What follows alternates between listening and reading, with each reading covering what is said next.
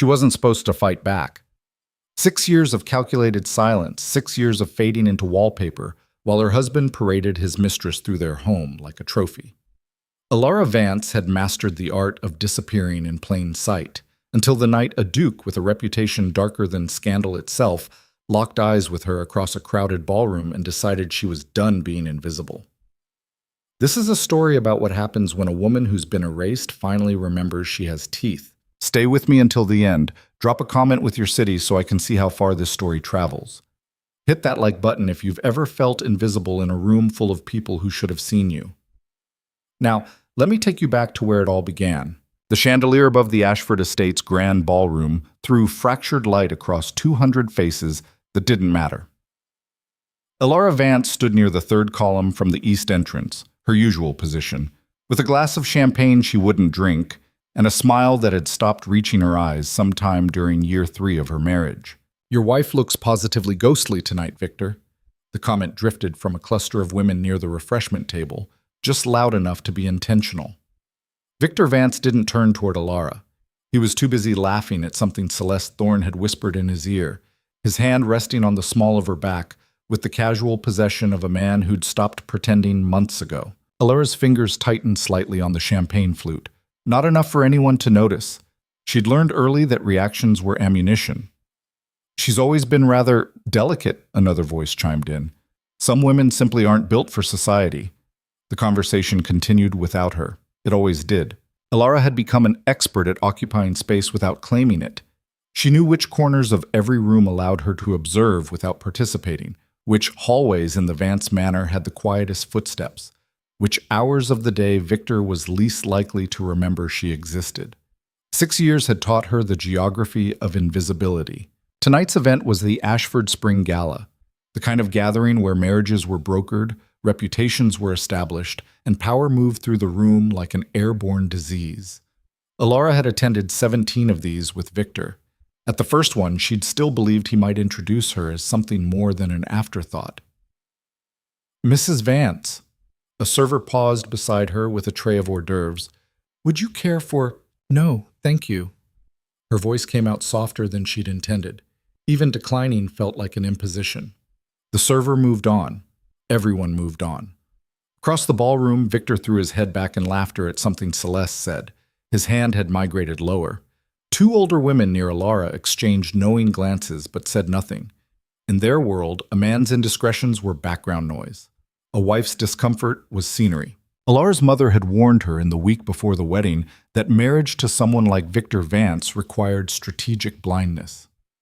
"You'll have security," her mother had said, adjusting Elara's veil with hands that shook slightly. "That's more than most women get. Don't ask for happiness, too." Elara hadn't asked for happiness. She'd barely asked for basic dignity. And still, somehow, she'd ended up with neither. "Did you see the necklace he gave her?" A woman's voice cut through Elara's thoughts. "Sapphires. 3 strands. Must have cost more than most people's homes. While his wife wears last season's pearls. How mortifying." Elara's free hand drifted to the strand at her throat, a gift from her grandmother, the only jewelry she owned that hadn't come with Victor's fingerprints on the box. She'd stopped wearing the pieces he gave her after she'd seen identical earrings on Celeste at a garden party 2 summers ago. The musicians transitioned into a waltz. Couples began pairing off. Victor led Celeste toward the dance floor without a backward glance. Elara remained by her column. She'd danced with Victor exactly once in the past 6 years, at their wedding, with 400 people watching and her father's relieved expression visible from the 3rd row. The marriage had solved her family's financial crisis and elevated Victor's social standing. It was, by all aristocratic measures, a successful transaction. That it had slowly crushed every genuine part of her was irrelevant data. Pathetic, isn't it? The voice came from her left, a young woman Elara vaguely recognized from previous gatherings. "The way she just stands there. If my husband treated me that way, I'd—" "You'd what?" Her companion's tone carried amusement. "Complain? Leave? Women like us don't have those options. We have jewelry and silence." Still, she could at least pretend to have some pride. Elara's jaw tightened. She set her untouched champagne on a passing tray and turned toward the terrace doors. Fresh air. Distance. The familiar escape routes. But as she moved, something shifted in the room's energy. A change in pressure, like weather turning. The conversations didn't stop exactly, but they bent, redirected. Heads turned toward the main entrance with the synchronized precision of a flock responding to a predator. Elara paused mid-step. Is that? It can't be. He never comes to these things. Someone should warn Lady Ashford. The crowd parted with remarkable efficiency, creating a clear corridor from the entrance to the center of the ballroom. Through the gap walked a man Elara had only seen from a distance before, usually in the context of hushed warnings and unfinished sentences. Rowan Hale, the Duke of Thornfield. He moved like violence in formal wear, 6 feet of controlled power in impeccable tailoring, dark hair pushed back from a face that looked like it had been carved with a blade instead of born. Everything about him suggested danger, the set of his shoulders, the deliberate pace of his steps, the way his gaze moved across the room with the clinical assessment of someone cataloging weaknesses. "Why is he here?" someone whispered. Maybe the Ashfords owe him money. Everyone owes him something. "I heard he bought out Lord Pemberton's entire estate over a card game. I heard he killed a man in a duel and the authorities couldn't touch him." The rumors surrounding Rowan Hale were legion and contradictory. He was ruthless. He was calculated. He'd inherited a failing dukedom at 19 and turned it into an empire through methods polite society preferred not to examine too closely. He attended Parliament but rarely spoke. He accepted invitations but almost never appeared. When he did show up somewhere, it usually meant someone's world was about to change dramatically. Elara watched him scan the ballroom with systematic precision.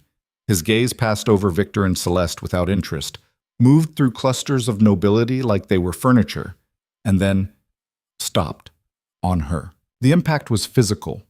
Elara's breath caught as Rowan Hale's attention locked onto her with the focused intensity of a predator identifying specific prey. Not a casual glance, not mild curiosity, something direct and deliberate that made her feel suddenly visible in a way that was both terrifying and oddly exhilarating. She should look away.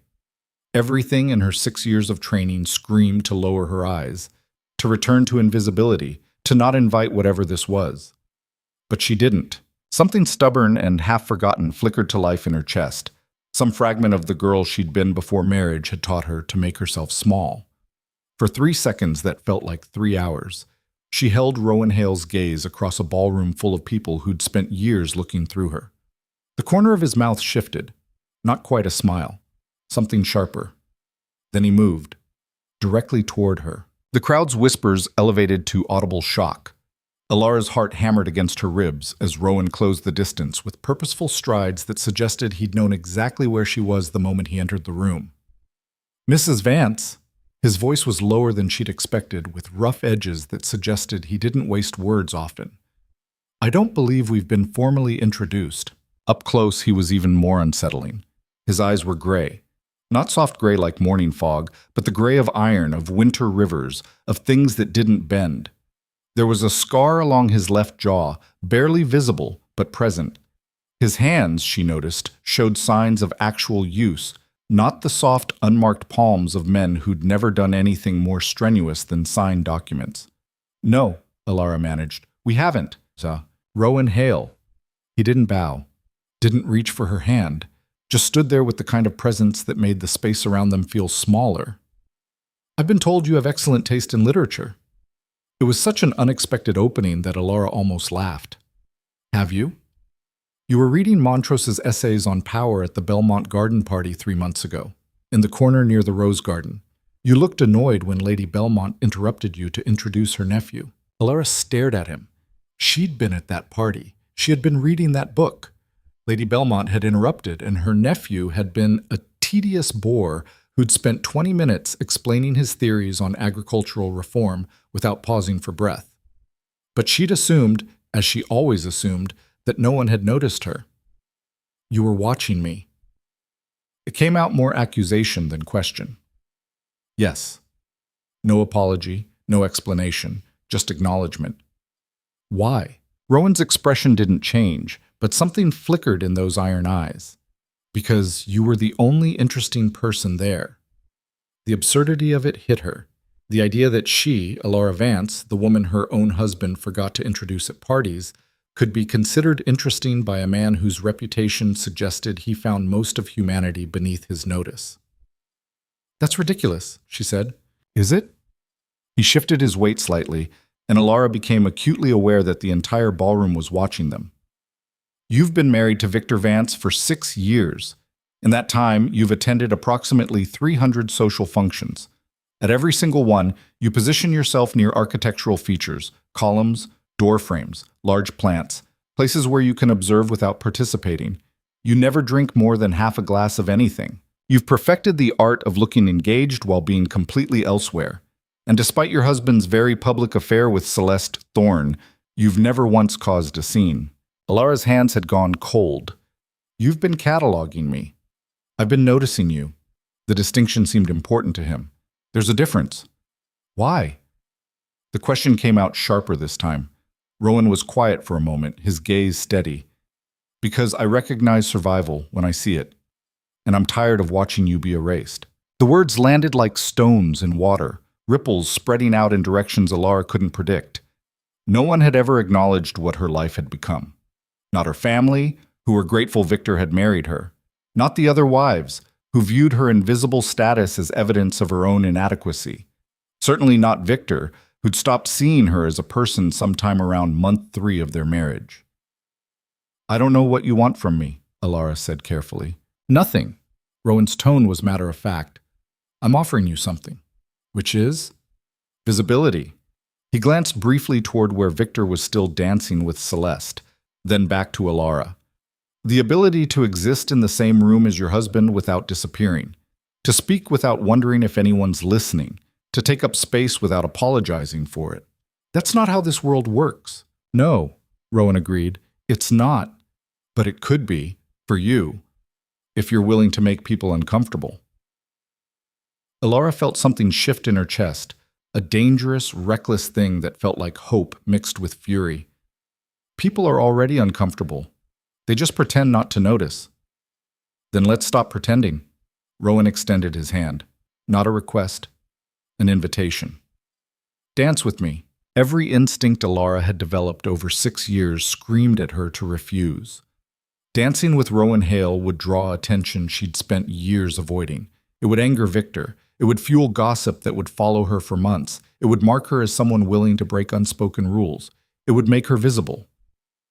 She took his hand. The gasps were audible.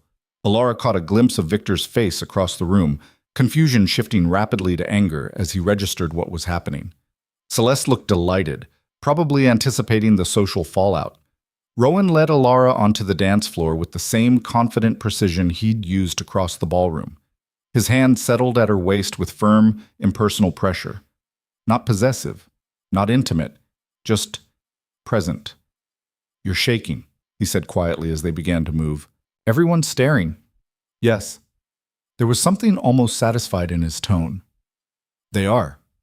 Elara had forgotten what it felt like to be looked at, rather than looked through. The weight of 200 gazes pressed against her skin like physical objects. She could feel the judgment, the speculation, the fascinated horror of watching someone break script. "I can't do this," she whispered. Rowan's grip tightened fractionally. "Yes, you can. You've been doing harder things for years. That was different. That was invisible. And how's that working for you?" The question was brutal in its simplicity. Elara looked up and found Rowan watching her with an expression that wasn't quite sympathy, but something more useful, acknowledgement. "He's going to punish me for this," she said. "Probably." Rowan navigated them through a turn with easy competence. "The question is whether you care enough to stop." Did she? Elara had spent 6 years cultivating careful numbness, building walls between herself and the daily humiliations of her marriage. She'd learned not to care when Victor introduced Celeste as a dear friend. Not to react when he forgot her birthday, but remembered Celeste's with elaborate gifts. Not to feel anything when he came home smelling like someone else's perfume and didn't bother lying about where he'd been. But under all that carefully constructed apathy, something had been waiting. Something angry. Something that remembered what it felt like to matter. "I don't know," Elara admitted. "That's honest." Rowan's expression remained neutral, but his voice carried something that might have been approval. Most people lie to themselves much more efficiently. The music swelled. Around them, other couples danced, but Elara was hyper-aware of the bubble of space that had formed. No one wanted to get too close, as if proximity to scandal might be contagious. "What do you get out of this?" she asked. "Out of whatever this is?" Rowan considered the question. "I'm bored," he said finally, "and I dislike watching power operate without consequence. Victor has plenty of consequences." "Does he?" Rowan's tone was mild, but something sharp moved beneath it. "He humiliates you publicly. He flaunts his mistress. He's leveraged your family's gratitude to ensure you'll never fight back. From where I'm standing, he's operating in a consequence-free environment. That's just how marriage works. For women like me. Women like you." Rowan repeated the phrase like he was testing its weight. Intelligent women who've learned to make themselves small because it's safer than being noticed. Women who survive by becoming furniture. Elara flinched. "That's cruel." "It's accurate. No apology. And you're better than it. You don't know me. I know you've read every book in the Belmont Library's philosophy section. I know you correct historical inaccuracies in conversation, but make it sound like you're agreeing. I know you've memorized the exits in every house you visit. I know you're far smarter than you let anyone see." Rowan's gaze was steady. "And I know you're so tired of disappearing that you're dancing with me despite understanding exactly how much this is going to cost you." The song was ending. Around them, couples began to separate, returning to their social clusters and their careful performances. Victor was moving toward them with the determined stride of a man preparing to reclaim property. "He's coming," Elara said. "I know. You should go, before this gets worse." Rowan's mouth curved into something that definitely wasn't a smile. "I don't do worse. I do definitive." Victor arrived with Celeste trailing behind like an accessory. His face was flushed, anger, probably mixed with alcohol and embarrassment. "Elara, a word." It wasn't a request. Elara opened her mouth to comply, to apologize, to shrink back into her designated role. But before she could, Rowan spoke. "No." The single word dropped into the space between them like a blade. Victor's expression cycled through confusion to outrage. "I beg your pardon?" "You don't get to summon her like a servant," Rowan said calmly. "Particularly not after spending the evening with your hand on another woman's ass." The nearby conversation stopped dead. Someone gasped. Celeste's eyes went wide with delighted shock. Victor's face went from flushed to purple. "How dare you?" "How dare I state facts?" Rowan's tone remained level, almost bored. "You've been fondling Celeste Thorne for the past 2 hours in front of 300 witnesses and your wife. I danced with Mrs. Vance for one song. If you're concerned about propriety, you might want to examine your priorities. You have no right." "I have every right to dance with whomever accepts my invitation." Rowan's gaze was flat and cold. "Unless you're suggesting your wife isn't allowed to make her own choices, in which case, I'd be fascinated to hear you explain that position publicly." The trap was elegant. If Victor backed down, he looked weak. If he pushed forward, he'd have to explicitly claim ownership over a wife he'd been publicly humiliating for years, a claim that would make him look ridiculous and controlling. Elara watched her husband's face as he processed the impossible position he'd been maneuvered into. His jaw worked. His hands clenched and unclenched. Finally, he turned to Elara. "We're leaving." It wasn't quite a retreat, but it was close. Elara should have agreed, should have followed him out of the ballroom and back to the familiar territory of her invisible life. Should have apologized and returned to her column by the east entrance and her half-drunk champagne and her carefully maintained irrelevance. Instead, she heard herself say, "No." The word came out quieter than Rowan's had, but it landed with equal force. Victor stared at her like she'd started speaking a foreign language. "What?" "I said no." Louder this time, clearer. "I'm not leaving." "Elara." There was warning in his voice, a reminder of consequences they both understood. But something had broken loose in her chest, some dam that had been holding back 6 years of swallowed words. "You don't speak to me for weeks. You parade your mistress through our home. You introduce me at parties as if I'm a piece of furniture you're mildly embarrassed about. And now you want me to leave because I danced? Once? With someone who actually remembered my name? The ballroom had gone completely silent.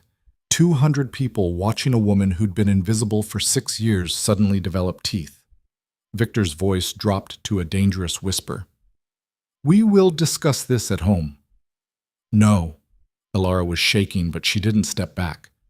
We won't, because you don't discuss, you dictate, and I'm tired of it. You're making a scene. Good. The word surprised her almost as much as it surprised Victor.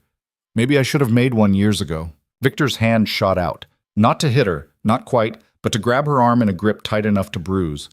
Enough! He didn't finish the sentence. Rowan's hand closed around Victor's wrist with casual, devastating force. Remove your hand. This doesn't concern you. Remove your hand. Each word was precisely enunciated, backed by something that suggested extreme violence was a very real possibility. For a long moment, the three of them stood frozen. Elara between the husband who'd erased her and the stranger who'd decided to make her visible. The ballroom held its collective breath. Victor released her arm. Rowan held his gaze for 3 more seconds, then let go. Go home, Victor, Rowan said quietly, before you embarrass yourself further. Victor looked at Elara one more time, and she saw something new in his expression. Not anger, fear. The recognition that something fundamental had shifted and he no longer controlled the narrative. He turned and walked away. Celeste hesitated, looked between Elara and Rowan with calculating interest, then followed. The silence in the ballroom was profound.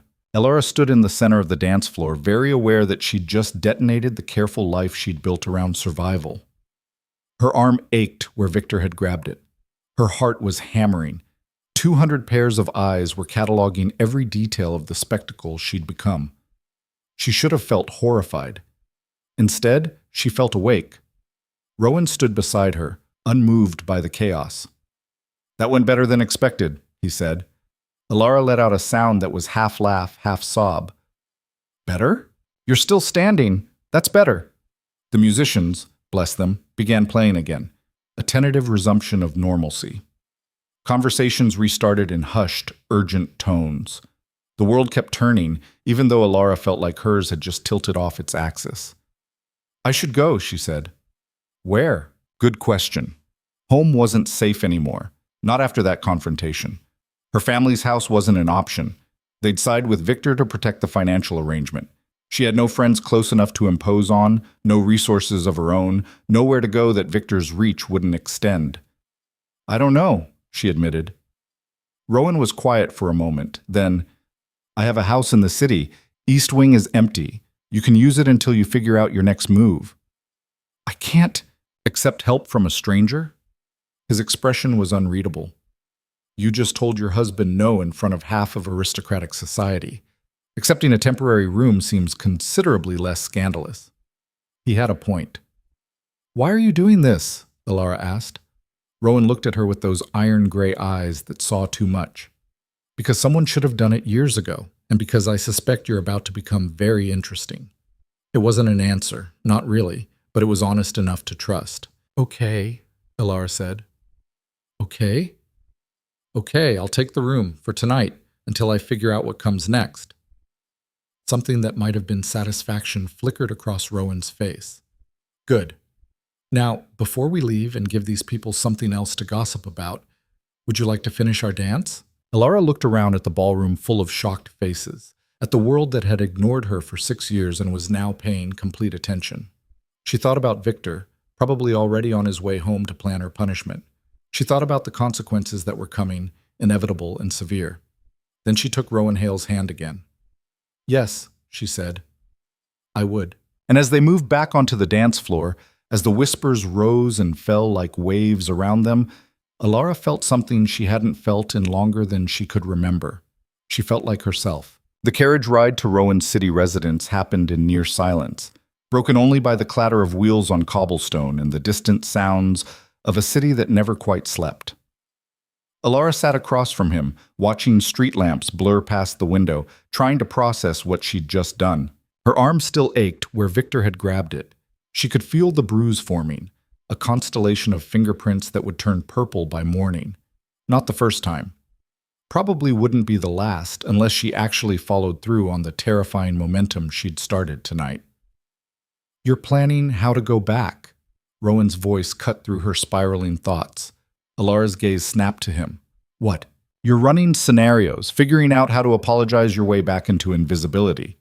He shifted slightly, the leather seat creaking. I can see it on your face. You can't possibly. You bit your lip 3 times in the last 5 minutes.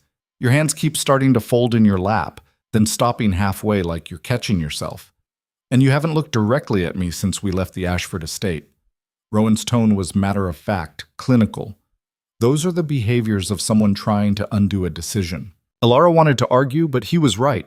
Part of her, a large, loud part, was already calculating the damage control. How she could spin this to Victor. What excuses might work. Whether throwing herself on his mercy might prevent the worst of his retaliation. It's not that simple, she said quietly.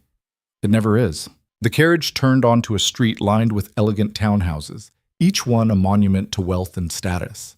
Rowan's residence turned out to be a 4-story structure of dark stone and iron railings, austere compared to its more ornate neighbors. No excessive decoration, no pretense, just solid, imposing presence. The driver opened the door. Rowan stepped out first, then offered his hand. Elara hesitated for a fraction of a second before taking it. The foyer was exactly what she'd expected.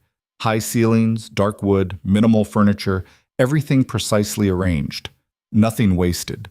A home that functioned more like a fortress. Mrs. Ashworth, Rowan addressed a woman who'd appeared from somewhere in the house's interior. She was perhaps 60, with steel-gray hair and the bearing of someone who'd been managing complicated households for decades.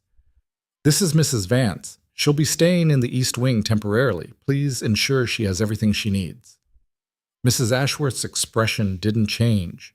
Not surprise, not judgment, just professional acknowledgement. Of course, Your Grace. Shall I prepare tea? No. Rowan glanced at Elara. Unless you want it? I'm fine.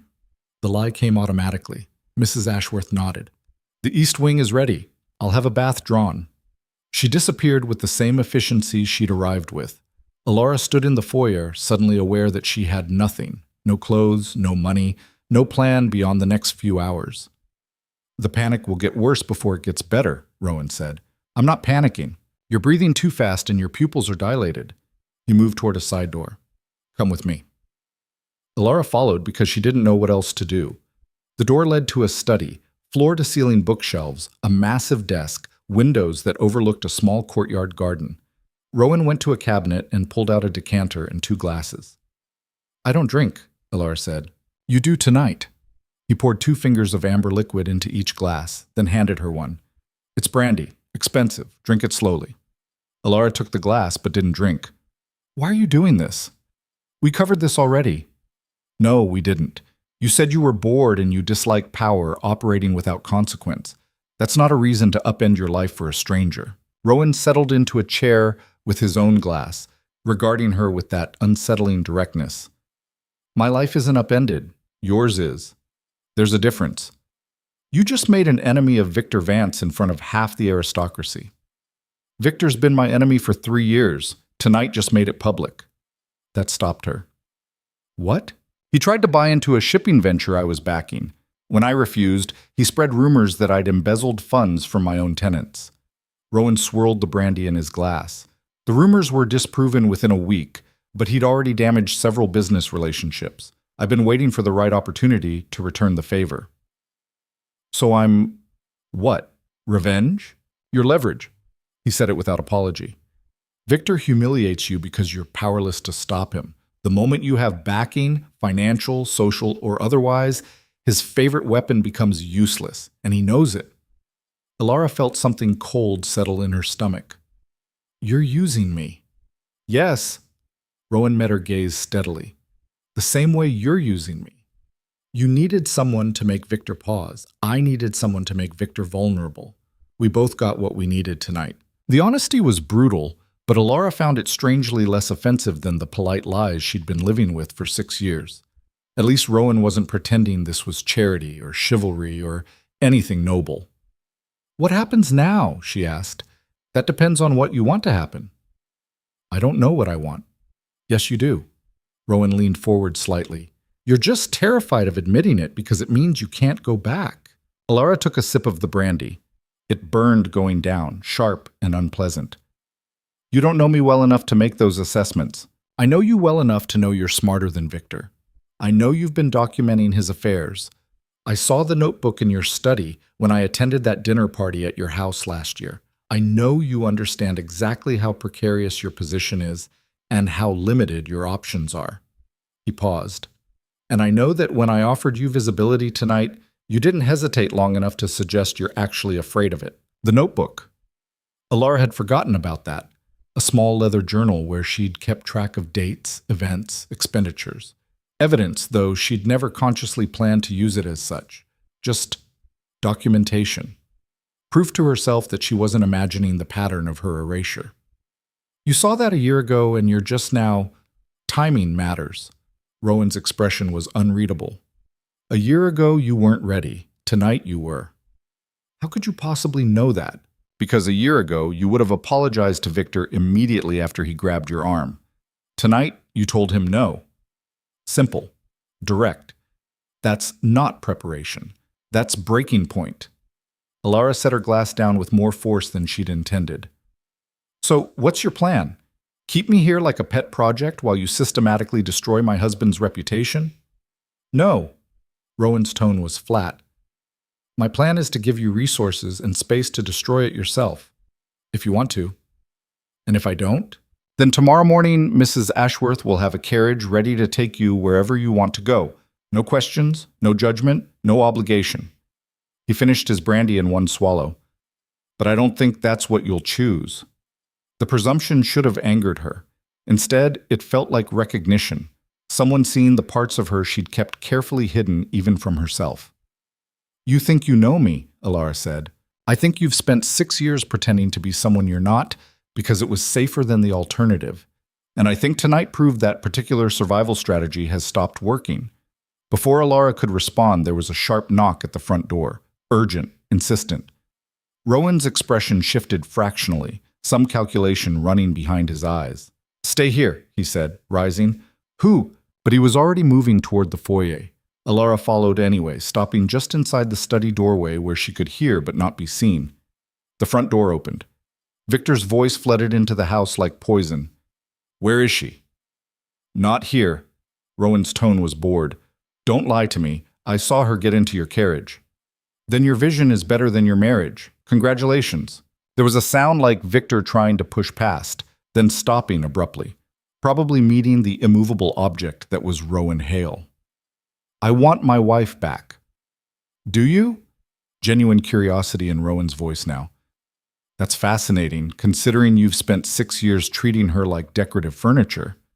What I do in my marriage is none of your concern. It wasn't, until you made it my concern by grabbing her in a ballroom full of witnesses. Now it's very much my concern. Elara could hear Victor's breathing, heavy, agitated. When he spoke again, his voice had shifted to something placating, almost friendly. Look, I understand tonight got out of hand, but Elara is my wife. She's confused, emotional. You're being manipulated by... Stop. The single word cut like a blade. I'm going to explain something once, Victor, so listen carefully. Your wife is not here because I kidnapped her. She's here because she chose to be. And that choice, her having choices at all, terrifies you. Because if she can choose to leave one ballroom, she can choose to leave the marriage entirely. She has no grounds for... She has every grounds. Adultery, public humiliation, financial control. Shall I continue? Because I've had researchers documenting your activities for 3 years, and the list is comprehensive. Silence. Then, you've been planning this. I've been preparing for opportunity. Tonight, it arrived. Rowan's voice dropped lower. Here's what's going to happen. You're going to leave. You're going to tell anyone who asks that Elara is visiting family. And you're going to pray that when she does decide to come back, if she decides to come back, she's feeling generous. This is insane. She's my wife. I have legal rights. And she has evidence of adultery, abuse, and financial manipulation. Legal rights work both ways, Victor. Or they will, once the right lawyers get involved. Another long silence. Elara pressed her back against the wall, heart hammering. She'd never heard anyone speak to Victor like this. Not his business partners, not his family, certainly not her. Victor was used to dominating conversations, controlling narratives, making people bend to his version of reality. Rowan was treating him like an inconvenience. "This isn't over," Victor finally said. "No," Rowan agreed. "It's not. But tonight is. Leave." The front door closed with decisive finality. Footsteps returned to the study. Rowan appeared in the doorway, unsurprised to find Elara there. "You heard?" "Yes." Her voice came out steadier than she felt. "You've been researching him for 3 years." "I research everyone who might become a problem. Victor's been a problem since the shipping venture." Rowan moved back to the brandy cabinet. "The documentation on his treatment of you was ancillary." "Ancillary." Elara tested the word. "You watched him humiliate me for 3 years and called it ancillary?" "I watched him humiliate you for 3 years and waited for you to be ready to do something about it." He poured himself another drink. "There's a difference. You could have helped earlier." "No, I couldn't have. A year ago, if I'd offered you this exact scenario, you would have refused. You needed to reach the breaking point yourself. External intervention only works when internal resistance has already crumbled." The worst part was that he was probably right. A year ago, even 6 months ago, Elara would have been horrified by the idea of leaving Victor. The social consequences, the family disappointment, the financial uncertainty. She'd still been invested in the survival strategy she'd built. Tonight, that strategy had revealed itself as the cage it actually was. "He's going to make this hell," Elara said quietly. "Absolutely." Rowan didn't try to reassure her. "He's going to call in favors, spread rumors, make your life as difficult as legally possible. That's what men like Victor do when they lose control." "Then why?" "Because the alternative is spending the rest of your life disappearing in corners while he parades his mistresses through your home. At least this way, you're fighting back." He studied her over the rim of his glass. "The question is whether you actually want to fight, or whether you're hoping this all goes away by morning." Elara thought about the ballroom. The moment she'd said no, the look on Victor's face when he realized she'd meant it. The terrifying, exhilarating sensation of being seen after years of invisibility. "I want to fight," she said. Then more firmly, "I want to fight." "Good." Rowan set his glass down. "Then tomorrow, we start building your case." "Case?" "Divorce isn't simple, Elara, especially not for women in your position. You'll need evidence, witnesses, financial documentation. You'll need lawyers who aren't afraid of Victor's influence, and you'll need a strategy that accounts for every way he'll try to destroy you in the process." The word divorce hit her like cold water. She'd been thinking escape, separation, distance. But divorce, actual, legal, permanent divorce, that was something else entirely. Women in her social class didn't divorce. They endured. They looked the other way. They found discreet affairs of their own or descended into laudanum-assisted oblivion. They didn't fight. "I don't have money for lawyers," Elara said. "I do. Why would you?" "Because watching Victor Vance lose is worth the investment. And because you're going to win this, Elara. Not because I'm going to win it for you, but because you're going to be willing to do what he assumes you'd never dare." "Which is?" Rowan's smile was sharp as broken glass. "Tell the truth. Publicly. Completely. Without shame." The next morning arrived with pale sunlight filtering through unfamiliar curtains. Elara woke disoriented, momentarily forgetting where she was before the previous night's events crashed back in full detail. She was in Rowan Hale's house. She'd told her husband no in front of half of society. She'd spent the night away from home for the first time in 6 years. And Victor knew exactly where she was. A soft knock at the door. "Mrs. Vance?" Mrs. Ashworth's voice. "I have breakfast, if you're awake." Elara sat up, pulling the borrowed nightgown, simple white cotton, miles away from the elaborate silk ones Victor insisted she wear, more securely around herself. "Come in." Mrs. Ashworth entered with a tray bearing tea, toast, soft-boiled eggs. She set it on the small table near the window with practiced efficiency. "His Grace asked me to inform you that he's arranged a meeting with his solicitor for this afternoon, if you're amenable. 2 o'clock. "His solicitor?" "Mr. Carver. He specializes in complicated domestic matters." Mrs. Ashworth's expression remained professionally neutral, but there was something almost approving in her tone. "He's very good." "Mrs. Ashworth," Elara hesitated. "Does this happen often? Women staying in the East Wing? No, ma'am. Simple, direct. You're the first. That should have been comforting. Instead, it made Elara feel even more like she'd wandered into a situation she didn't fully understand. Thank you for the breakfast. Mrs. Ashworth nodded and withdrew. Elara forced herself to eat, though the food tasted like paper. Her mind was already racing ahead to the meeting, to what came after, to the dozens of ways this could go catastrophically wrong. At precisely 2 o'clock, Elara found herself in Rowan's study facing a man who looked like he'd been assembled from sharp angles and expensive tailoring. Mr. Carver was perhaps 50, with graying temples and eyes that missed nothing. Mrs. Vance, he didn't offer pleasantries. His Grace has briefed me on your situation. I need to be clear about several things before we proceed. All right, divorce is ugly, especially for women, especially when the husband has money and influence.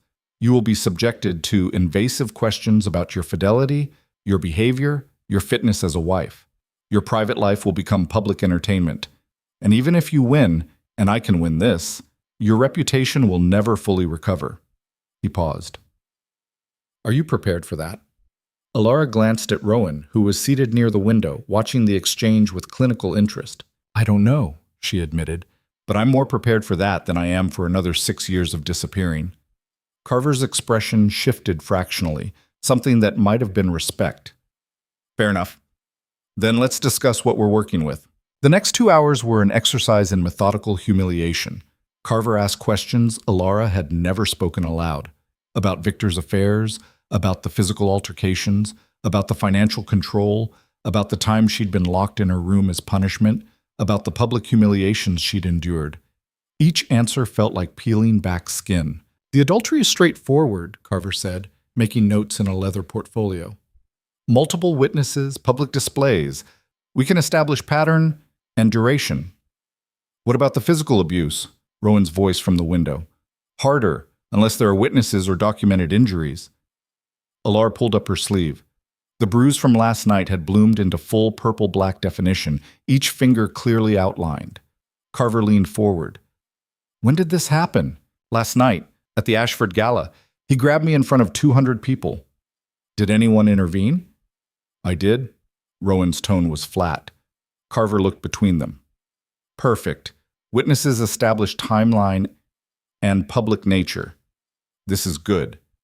He made more notes. What about financial resources? Do you have independent income? No, everything is Victor's. My family has nothing, that's why they arranged the marriage. Property? Jewelry? Anything in your name? Elara thought of the pearls at her throat, her grandmother's, the only thing she owned outright. Nothing of value. Then we'll need to establish your right to maintenance and settlement. Given the duration of the marriage and the circumstances, you should be entitled to...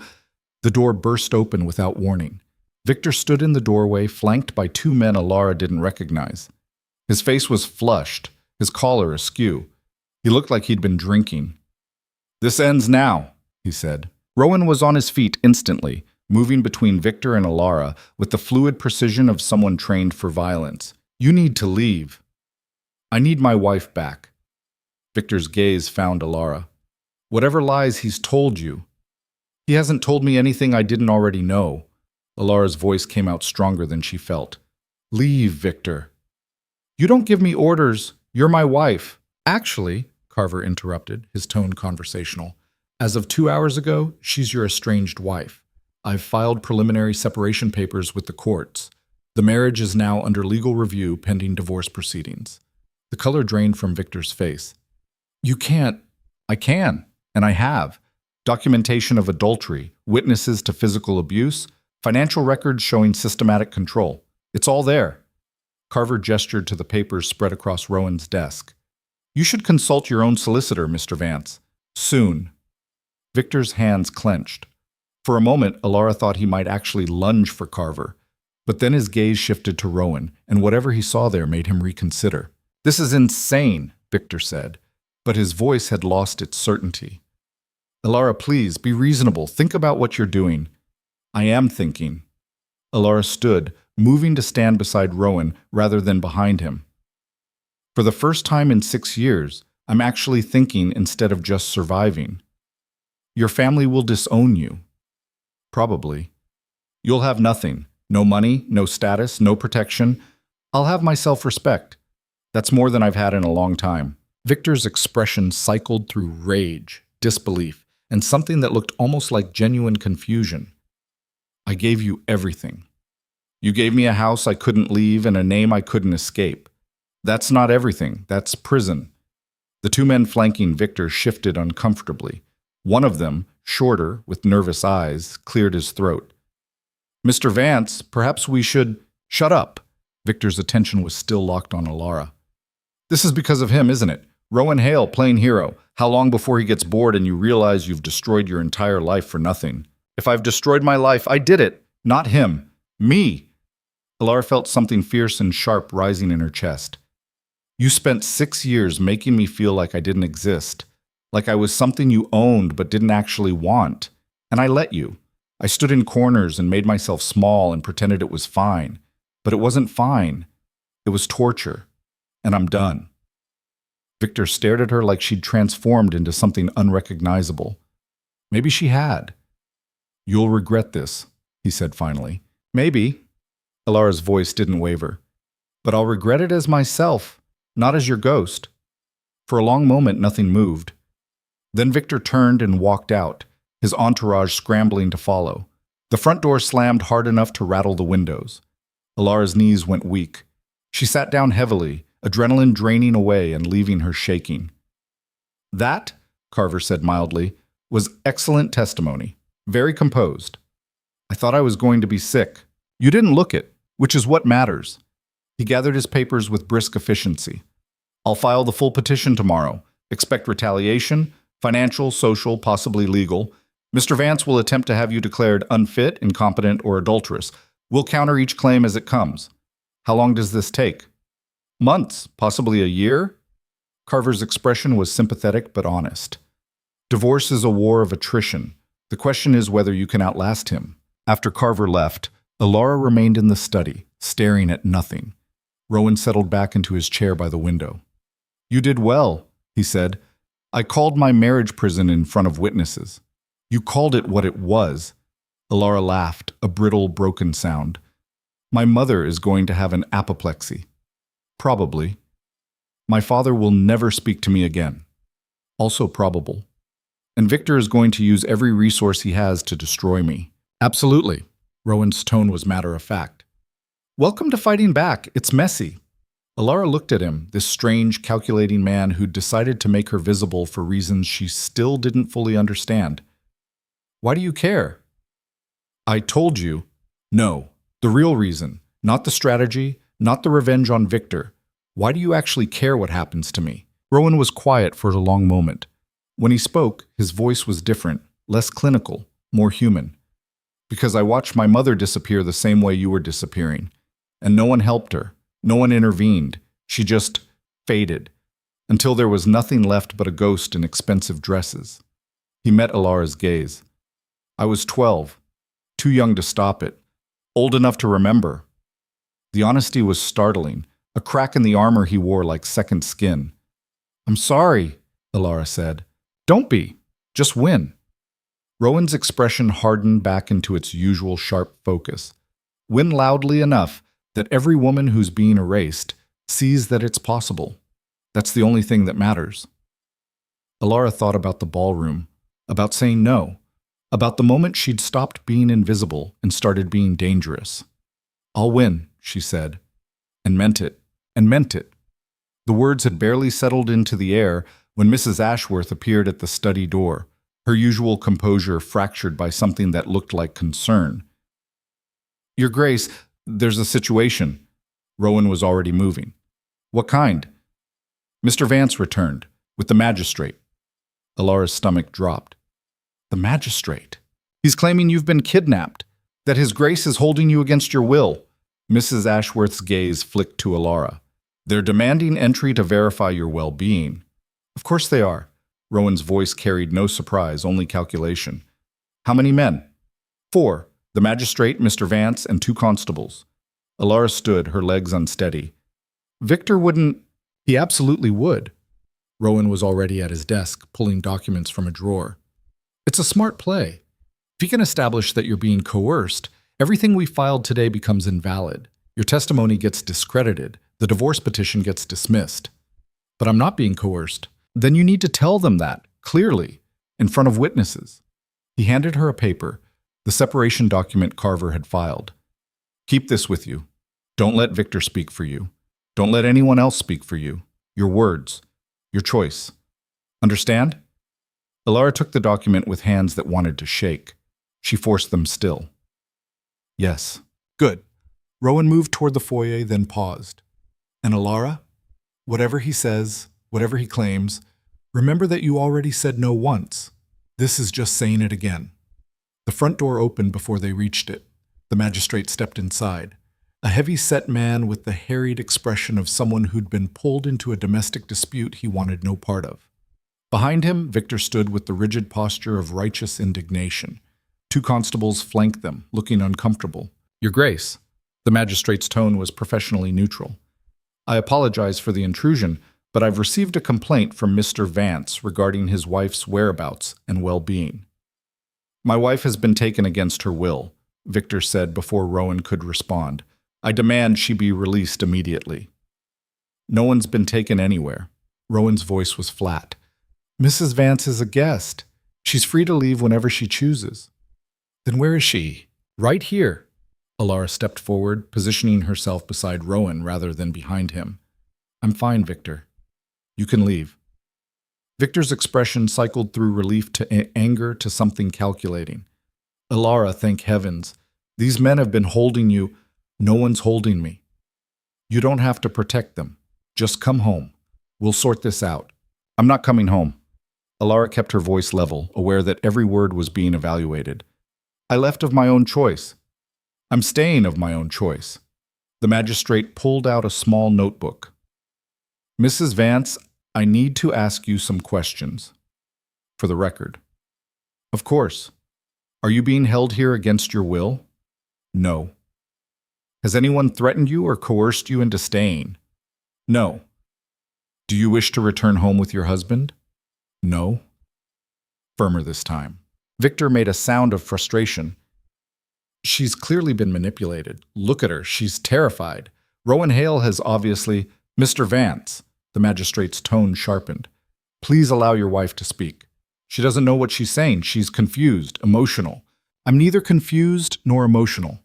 Elara turned to face Victor directly. I'm clear-headed, possibly for the first time in 6 years. I don't want to be married to you anymore. I've filed for legal separation and divorce. This isn't kidnapping. It's leaving. One of the constables shifted uncomfortably. The magistrate made careful notes. Mrs. Vance? Victor's voice dropped into something softer, almost pleading. Please, think about what you're doing, your family, your reputation, everything we've built, everything you've built. The correction was sharp. I've been a decoration, an inconvenience you tolerated because the marriage was socially useful. You've had an affair, multiple affairs, for years.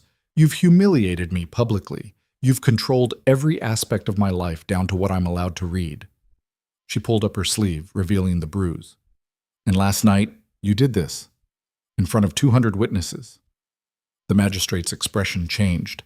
Mr. Vance, is this true? That's a misunderstanding. There were 200 people there, Rowan interjected quietly. I can provide names, statements, whatever documentation you need. Victor's face flushed dark red. This is absurd. Elara, stop this. Come home right now. No. The word dropped into the foyer like a stone. Victor stared at her, and for the first time Elara saw something crack in his carefully maintained control. Not remorse, not understanding, just rage. You ungrateful... He caught himself, visibly throttling back whatever he'd been about to say. I gave you everything. A home, status, security. And this is how you repay me? You gave me a cage. Elara's voice remained steady. And then you got angry when I stopped being grateful for it. The magistrate cleared his throat. Mr. Vance, based on Mrs. Vance's testimony, there's no grounds for intervention here. She's clearly acting of her own volition. She's being manipulated. She's standing right here, speaking for herself. The magistrate closed his notebook with decisive finality. I'm sorry you've been troubled, but this is a domestic matter for the courts, not a kidnapping. Good evening." Victor looked between Elara and Rowan, his expression promising retribution. "This isn't over." "No," Elara agreed. "It's not. But tonight is." She'd thrown his own words from the previous night back at him. The recognition flashed across Victor's face, fury mixed with something that might have been fear. He left without another word. The constables followed. The magistrate paused at the door.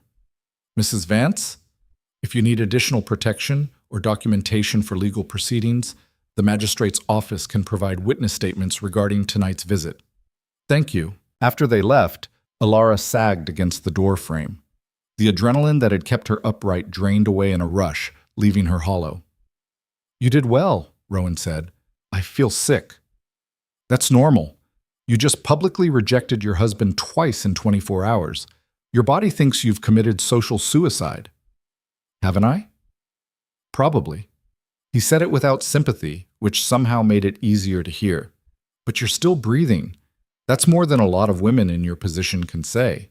The next 2 weeks were a masterclass in systematic demolition. Victor didn't attack directly. That would have been too obvious.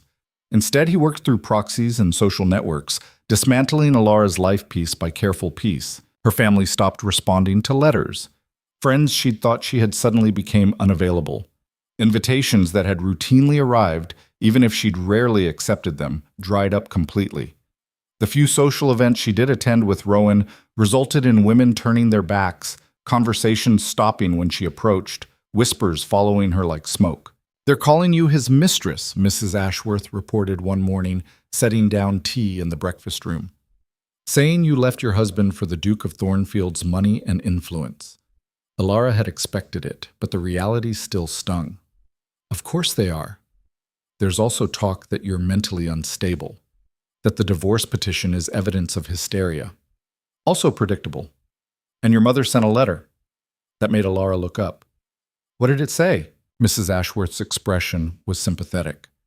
"That you're no longer welcome at the family estate, that your actions have brought shame to the family name, that she's disowning you effective immediately."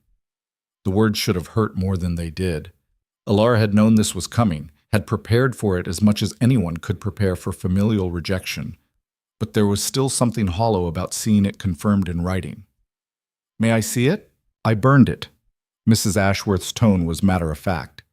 "His Grace instructed me to intercept any correspondence that might be intentionally cruel. That one qualified." "You can't just—" "I can, and I did. You'll have enough battles to fight without rereading your mother's disappointment every morning."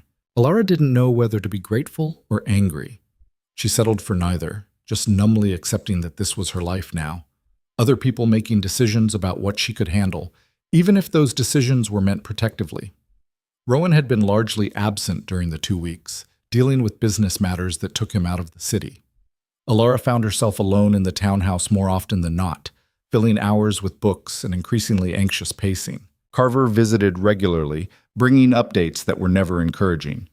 Victor's secured 3 character witnesses willing to testify that you've been unstable for years. A physician. 2 society women who claim they witnessed erratic behavior. "I've never been erratic." "I know, they're lying, but they're respectable liars, which makes them dangerous." Carver shuffled papers. "We'll counter with our own witnesses, but the damage is strategic. Victor's building a narrative that you're incompetent to make legal decisions." "Can he actually win with that?" "Possibly. If he can establish a pattern of instability, the courts might rule that you need a guardian, which would default to him as your husband. The divorce petition would be dismissed and you'd be back under his control. Legally, this time." Elara felt cold. "So I could lose everything." "You could lose your legal autonomy, which, yes, is everything." Carver's expression was grim. "But we're not there yet. We have evidence of abuse, adultery, financial control. We have witnesses from the Ashford Gala. We have your testimony. The question is whether your word carries more weight than his money." "His money is infinite." "No one's money is infinite, but his reach is extensive." Carver leaned back. "I need you to understand something, Mrs. Vance. This is going to get worse before it gets better. Victor is going to attack every aspect of your character. He's going to dredge up every mistake you've ever made and magnify it. He's going to make you wish you'd stayed silent. I already wish that sometimes. I know, but the alternative is going back to being invisible. And I don't think you can do that anymore. He was right. Elara had tried, in quiet moments, to imagine returning to her old life. Standing in corners, making herself small, pretending Victor's affairs didn't exist. The thought made her physically ill now, a visceral rejection her body provided before her mind could rationalize. 3 days later, the scandal sheets picked up the story. Duke's mistress abandons husband, screamed one headline. Society wife's descent into madness, claimed another. The articles were vicious, detailed, and clearly sourced from people close to Victor. They painted Elara as unstable, manipulative, and ungrateful, a woman who'd thrown away a good marriage for the seductive promise of a duke's wealth. None of them mentioned Victor's affairs. None of them referenced the bruise on her arm. None of them acknowledged that she might have legitimate reasons for leaving. Elara read them all, methodically, until Mrs. Ashworth physically removed the papers from her hands. Stop. I need to know what they're saying. You need to stop poisoning yourself with lies. Mrs. Ashworth's tone was sharp. These people don't know you. They don't care about truth. They care about selling papers and entertaining bored aristocrats. Everyone believes them. Not everyone. The people who matter don't. Who matters? Elara's voice cracked. My family disowned me. My friends won't speak to me. Victor's turning me into a cautionary tale. Who exactly matters? Mrs. Ashworth was quiet for a moment. Then, you do. You matter. Your truth matters. And whether the world believes it right now is irrelevant. How is that irrelevant? Because truth isn't democratic. It doesn't require consensus. She collected the scattered papers with brisk efficiency. Victor can buy all the lies he wants. It doesn't change what actually happened. Elara wanted to believe that. But alone in her borrowed room at night, staring at the ceiling and listening to the city's distant sounds, she felt the weight of public opinion crushing her anyway. Rowan returned from his business trip on a Tuesday afternoon, looking tired and carrying a leather folder thick with documents. We have a problem, he said without preamble. Elara, who'd been reading in the study, set her book aside. Another one? Victor's escalating. He's filed a counterpetition claiming you're mentally unfit. He's got a physician willing to testify that you've shown signs of hysteria and delusion for years. Dr. Morrison. Elara's stomach sank. He's Victor's personal physician. He'd say anything. I know, but he's credentialed and respectable. His testimony will carry weight unless we can discredit him. How? Rowan dropped the folder on the desk. By proving you're not only mentally competent, but strategically brilliant, which means we need to shift tactics. To what? Offense? Right now you're defending yourself against Victor's accusations. That's a losing position. You need to become the attacker. Elara stood, moving closer. I don't understand. Victor's vulnerable. Financially, professionally, socially. He's just been hiding it well. But I've spent the last 2 weeks having people dig into his business dealings, his financial records, his relationships. Rowan opened the folder, and we found leverage. The documents inside were dense, financial statements, property records, correspondence. Elara scanned them, trying to make sense of the numbers. What am I looking at? Fraud. Victor's been embezzling from his own investment partnerships. Small amounts spread over years. Not enough to trigger immediate investigation, but enough to add up to a significant sum. He's also got debts, gambling debts, that he's been hiding from his business partners. Elara's breath caught. How much? 70,000 pounds, give or take. The number was staggering, enough to destroy a reputation, enough to trigger legal action, enough to make Victor vulnerable in ways Elara had never imagined possible. If this comes out, he's ruined, financially, socially, legally. His business partners will sue. His creditors will call in the debts. He'll lose everything. Rowan's expression was cold. And suddenly, his claims about your instability won't matter, because he'll be too busy trying to avoid prison. Elara stared at the documents. This was real leverage, real power, the kind of weapon that could end the fight decisively. What do I do with this? That depends. Rowan met her gaze. How ruthless are you willing to be? The question hung in the air like a blade. Elara thought about Victor's face when he'd grabbed her arm, the years of humiliation, the casual cruelty. The way he tried to have her declared insane rather than let her leave. What are my options? Option 1. We leak this to his business partners quietly. Let them handle the fallout internally. Victor gets financially destroyed but might avoid criminal charges. And option 2. We go public. Full exposure. Financial records, witness testimonies, evidence of fraud. We let the courts and the scandal sheets tear him apart completely. He loses everything: money, reputation, freedom. Elara's hands were shaking. That's not justice, that's annihilation. Yes, Rowan's tone was matter-of-fact, but it's also the only way to ensure he never comes after you again. Half measures with men like Victor don't work. You have to break them completely, or they'll spend the rest of your life trying to break you. You're asking me to destroy him. I'm asking you to choose between your safety and his reputation, between your freedom and his future. Rowan leaned forward. I can't make this decision for you, Elara, but I can tell you that mercy won't protect you. He's already proven that. Elara moved to the window, looking out at the street below. Somewhere in this city, Victor was planning his next move. Probably meeting with lawyers, coordinating witnesses, buying influence. He wasn't hesitating. Wasn't questioning whether destroying her was too cruel. He was just doing it. If I do this, if I go public, what happens to me? You become the woman who brought down Victor Vance. Some people will hate you for it. Some will fear you. Some will respect you. Rowan's voice was level, but no one will ever try to make you invisible again. The choice should have been harder, should have required more deliberation, more moral weighing, but Elara found her answer already formed, waiting for permission to surface. I want option 2. You're sure? I want him destroyed, completely, publicly, so thoroughly that no one ever questions why I left. She turned back to Rowan. Can you do that? Yes? No hesitation. But once we start, we can't stop. This will get uglier than anything you've experienced so far. Victor will retaliate in ways we can't predict. Are you prepared for that? Elara thought about the ballroom, about saying no, about every moment in the past 2 weeks where she'd been tempted to apologize, to retreat, to disappear again. I'm prepared. Then we move tomorrow. The exposure happened fast. Carver filed amended divorce petitions, including the financial evidence. Rowan's contacts in the business community received anonymous packages containing Victor's fraudulent records.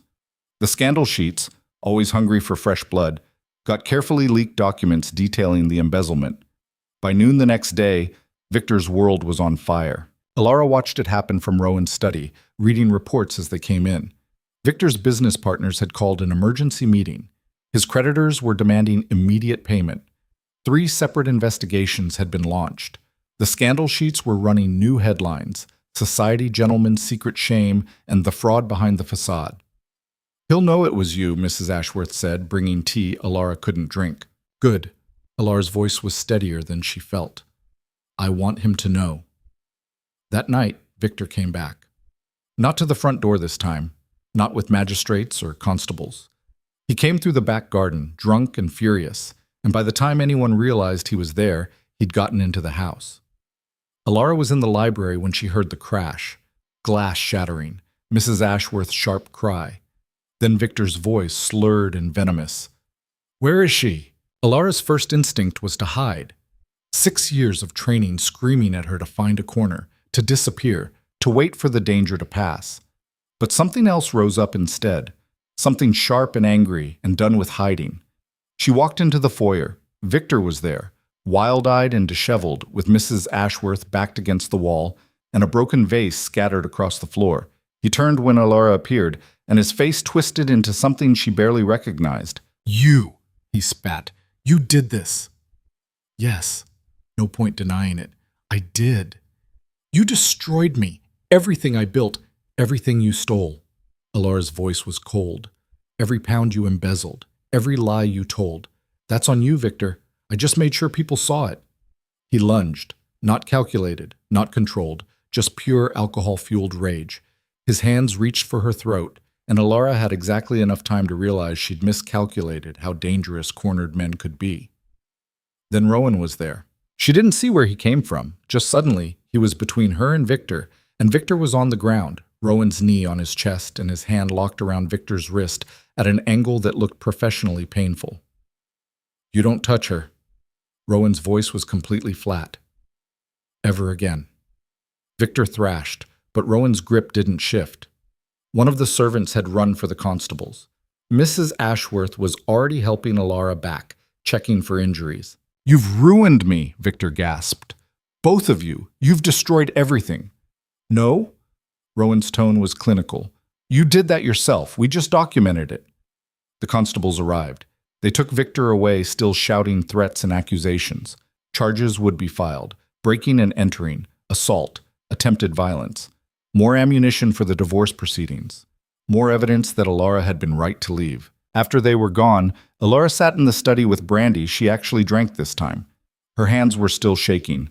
Mrs. Ashworth had a bruise forming on her shoulder from where she'd been shoved against the wall. "I'm sorry," Elara said. "For what?" "For dragging you into this. For making your house a target." Rowan, checking the locks on the garden doors, turned back. "This house has survived worse. So have we. So will you." "He tried to kill me." "He tried." Rowan's expression was hard. "But you're still here. And he's in custody. That's what matters." Elara set down her glass with hands that finally felt steady. "What happens now?" "Now?" Rowan's mouth curved into something sharp. "Now we finish it. Now we finish it." The words hung in the study like a promise, or a threat. Elara couldn't tell which, and she wasn't sure it mattered anymore. The line between justice and vengeance had blurred somewhere around the moment Victor's hands had reached for her throat. The assault charges stuck. Victor spent 2 nights in custody before his solicitor managed to secure bail, but the damage was done. The incident had been witnessed by Mrs. Ashworth, 2 servants, and documented by the constables who'd arrived to find him still shouting threats.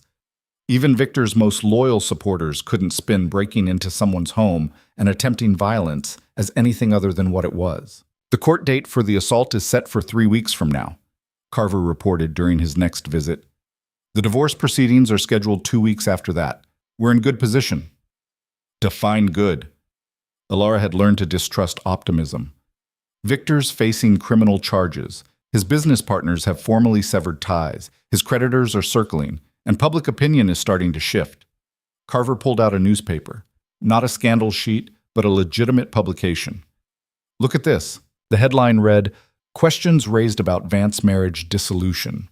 The article was careful, measured, but it asked pointed questions about Victor's behavior, his financial irregularities, and whether Mrs. Vance might have had legitimate cause to seek separation. It wasn't a full vindication, but it was something. "Who wrote this?" Elara scanned the byline. Thomas Brennan, a journalist she vaguely recognized. Someone who received an anonymous package of financial documents and witness statements. Rowan's tone was mild. "Funny how these things circulate." Elara looked at him. "You're orchestrating this." "I'm ensuring the truth has multiple channels of distribution. There's a difference." "Is there?" "Yes. One is manipulation, the other is strategy." Rowan met her gaze steadily. "Victor's had 6 years to control the narrative about your marriage. 2 weeks of counter-narrative doesn't make us even. It makes us competitive." Carver cleared his throat. "There's something else. We've been contacted by 3 other women, wives of Victor's business associates. They want to provide testimony." "About what?" "His behavior at social functions, his treatment of you. One of them witnessed an incident 2 years ago where Victor locked you in a study during a dinner party." Carver's expression was carefully neutral. "She said she heard you asking to be let out, and Victor told guests you were indisposed." Elara remembered that night, a business dinner at their home. She disagreed with Victor about something trivial, the wine selection maybe, and he'd responded by physically removing her from the gathering and locking the door. She'd missed the entire meal. When the guests left, he'd unlocked the door and gone to bed without a word.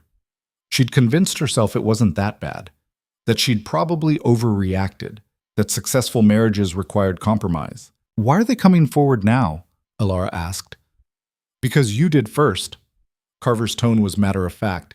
"You gave them permission to speak by speaking yourself. That's how these things work. One woman breaks silence, others realize they don't have to maintain it either." The thought was both empowering and devastating. How many other women had watched Elara disappear at social functions and said nothing? How many had known and stayed quiet because that was the expected protocol? I want to meet them, Elara said. Carver hesitated. That might not be advisable. It could look coordinated. I don't care how it looks. If they're willing to testify, I want to thank them. The meeting happened 3 days later in Rowan's study. The women arrived separately, cautiously, like they were entering territory that might explode. Elara recognized all three, society wives she'd seen at dozens of functions but never really spoken to. They'd existed in the same rooms but different universes. The first was Margaret Ashford, the hostess of the gala where everything had started. She was perhaps 40, elegant in the way of women who'd learned to weaponize politeness. Mrs. Vance. Margaret's handshake was firm. I'm glad you're safe. Thank you for coming. I should have come sooner, should have said something years ago. Margaret's expression tightened. But we don't, do we? We just watch and pretend we don't see. The second woman was younger, Catherine Morris, married to one of Victor's banking associates. She had nervous hands and kept glancing toward the door like she expected someone to stop her. I saw him hit you once, Catherine said abruptly. No preamble.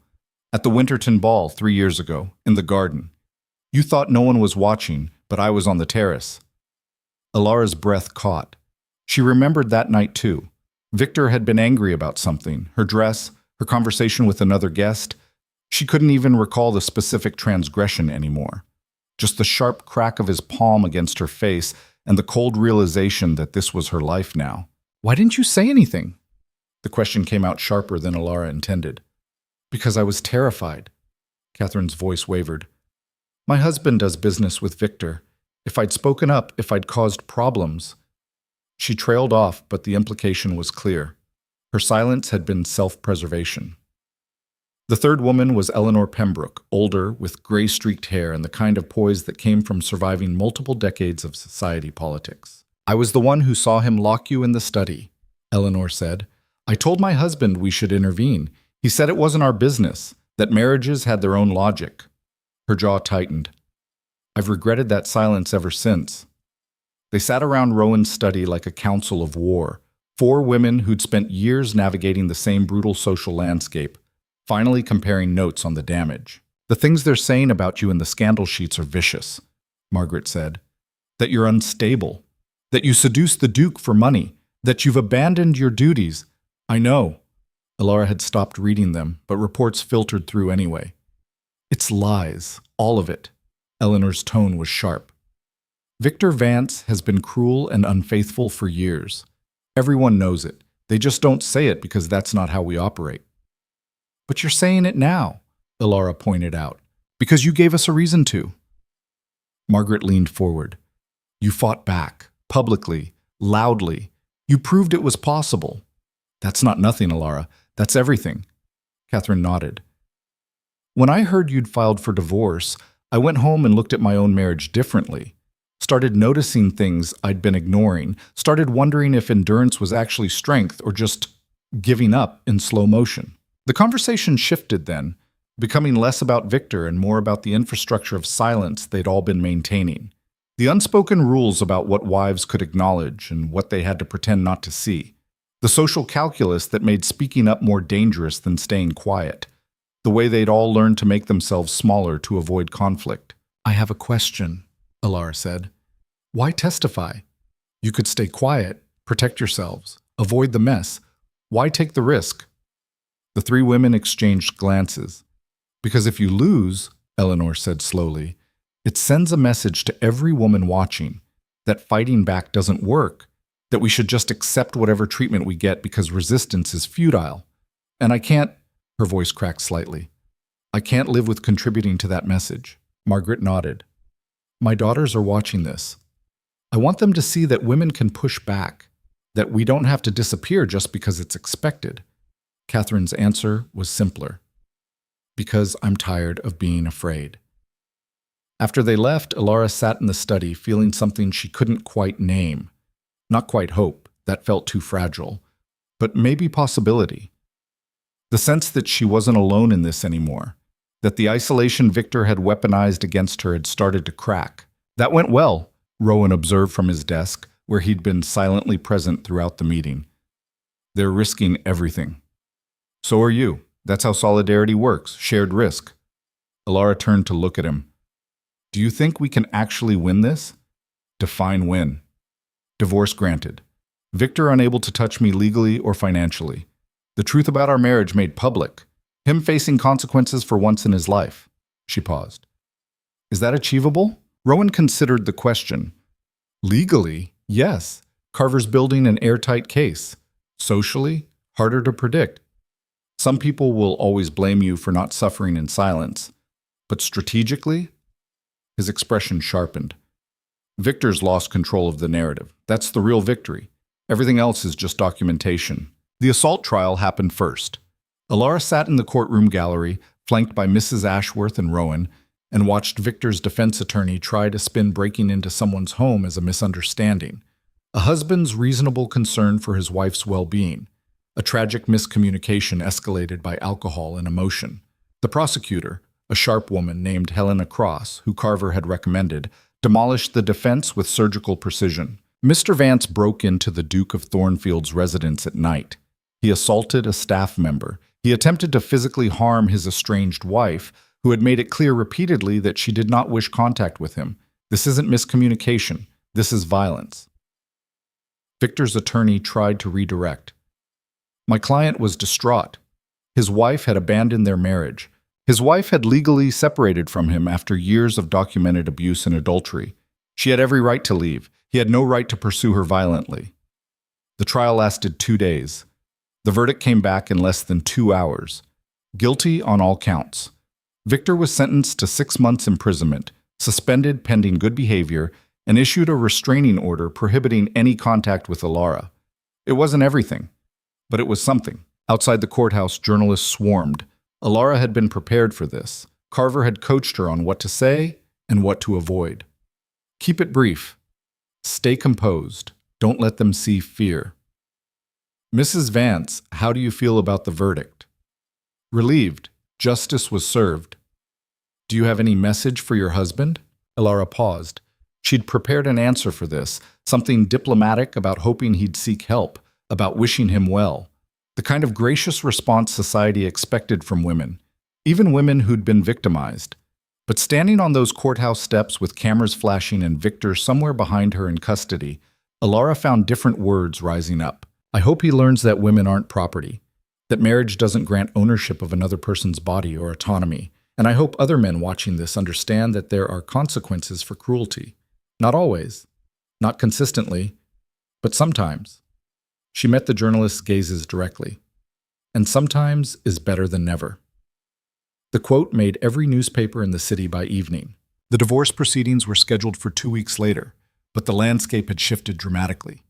Victor's assault conviction had done what years of quiet abuse couldn't. It had made his treatment of Elara matter publicly. Suddenly, the women who'd dismissed her as hysterical or attention-seeking had to contend with documented evidence that she'd been telling the truth. The social gatherings Elara attended, cautiously, always with Rowan, started feeling different. Conversations still stopped when she approached, but not always with hostility. Sometimes with curiosity. Sometimes with respect. At a dinner party hosted by one of Rowan's business associates, a woman Elara had never met approached her near the refreshment table. Mrs. Vance, I'm Diana Rothwell. I just wanted to say, She hesitated. What you're doing. It matters. My sister's in a marriage like yours was. She thinks she can't leave. I'm going to show her your newspaper quote. Maybe it'll help. Elara didn't know what to say to that. I hope it does. She's terrified. Of being alone. Of what people will say. Of not being able to survive without him. Tell her, Elara chose her words carefully. Tell her that being alone is less lonely than being erased. And that survival looks different than she thinks. It's not about thriving immediately. It's about making it through one day, then another, until the days start mattering again. Diana's eyes were wet. Thank you. After she left, Rowan materialized at Elara's elbow. You're becoming a symbol. I don't want to be a symbol. I just want to be divorced. Too late. You're already both. He handed her a glass of wine.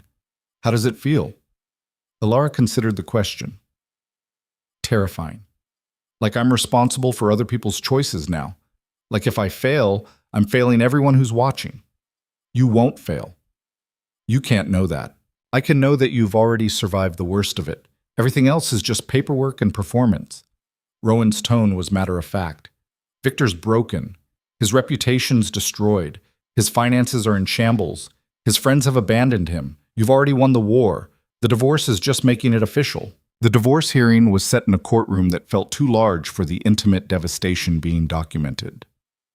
Victor sat at the defendant's table looking diminished, thinner, grayer, defeated in ways that went beyond legal proceedings. His attorney was new, cheaper, clearly taking the case out of obligation rather than confidence. Carver presented the evidence methodically. Financial records showing Victor's embezzlement and hidden debts. Witness testimonies from Margaret, Catherine, and Eleanor detailing his abuse and public humiliation of Elara. Medical documentation of injuries. The assault conviction as final proof of pattern. Victor's attorney tried to mount a defense, claims that Elara had been difficult, that the marriage had problems on both sides, that Victor had made mistakes but deserved another chance. Then Elara took the stand. She'd been dreading this moment. Carver had prepared her extensively, coached her on staying calm, on answering only what was asked, on not letting emotion undermine her credibility. But sitting in that witness box with the entire courtroom watching, Elara felt 6 years of silence pressing down on her. "Mrs. Vance?" Carver began gently. "In your own words, please describe your marriage to Victor Vance." Elara took a breath. It was slow erasure. He didn't hit me every day. He didn't scream constantly. It was subtler than that. It was being told my opinions were irrational, being excluded from conversations in my own home, being introduced as an afterthought. Watching him bring his mistresses to social functions we attended together, being locked in rooms when I disagreed with him, being grabbed, pushed, slapped when I forgot to be quiet enough or small enough or invisible enough. Her voice didn't waver. She'd practiced this. "And when did you realize you needed to leave?" "When I realized I'd stopped existing even to myself, that I'd become so good at disappearing that I couldn't remember what it felt like to matter." Elara met Carver's gaze. "The night of the Ashford Gala, someone saw me, actually saw me. And I remembered that I used to be a person, not just furniture in someone else's life. I couldn't go back to forgetting that." Victor's attorney cross-examined, trying to poke holes in her testimony. Had she ever fought back? Had she ever said no before that night? Had she tried to leave earlier? "I fought back every day by surviving," Elara said. "I said no in 1,000 small ways that were ignored. And I didn't leave earlier because I believed what everyone told me, that this was normal, that marriage required sacrifice, that my unhappiness was the price of security." She paused. "I was wrong. And I'm correcting that mistake now." The judge, a woman in her 60s with steel gray hair and an expression that suggested she'd seen every variation of human cruelty, listened to everything with clinical attention. After 3 days of testimony, she called for closing arguments. Carver's was precise, devastating, built on documented evidence and multiple witnesses. Victor's attorney tried to appeal to tradition, to the sanctity of marriage, to the idea that divorce should be a last resort. "This is a last resort," Carver countered. "Mrs. Vance endured 6 years of abuse, humiliation, and erasure before she finally sought legal protection. If 6 years of attempting to make a broken marriage work doesn't qualify as exhausting all other options, I don't know what does." The judge deliberated for 45 minutes. When she returned, her expression was unreadable. "I've reviewed the evidence presented in this case extensively. The documentation of adultery is comprehensive and uncontested. The evidence of financial malfeasance is similarly clear. The testimony regarding physical and emotional abuse is corroborated by multiple credible witnesses." She looked directly at Victor. "Mr. Vance, you have systematically undermined, controlled, and harmed your wife for the duration of your marriage. Your behavior represents a fundamental violation of the marital contract." Victor's attorney started to object, but the judge held up a hand. "I'm granting the divorce. Mrs. Vance is entitled to full dissolution of the marriage, plus financial settlement to be determined by separate proceedings. Mr. Vance, you are prohibited from any contact with the plaintiff. The restraining order remains in effect indefinitely." She paused. "Furthermore, I'm ordering a formal investigation into the allegations of financial fraud, to be conducted by the appropriate authorities." The gavel came down with decisive finality. Elara sat very still, trying to process what had just happened.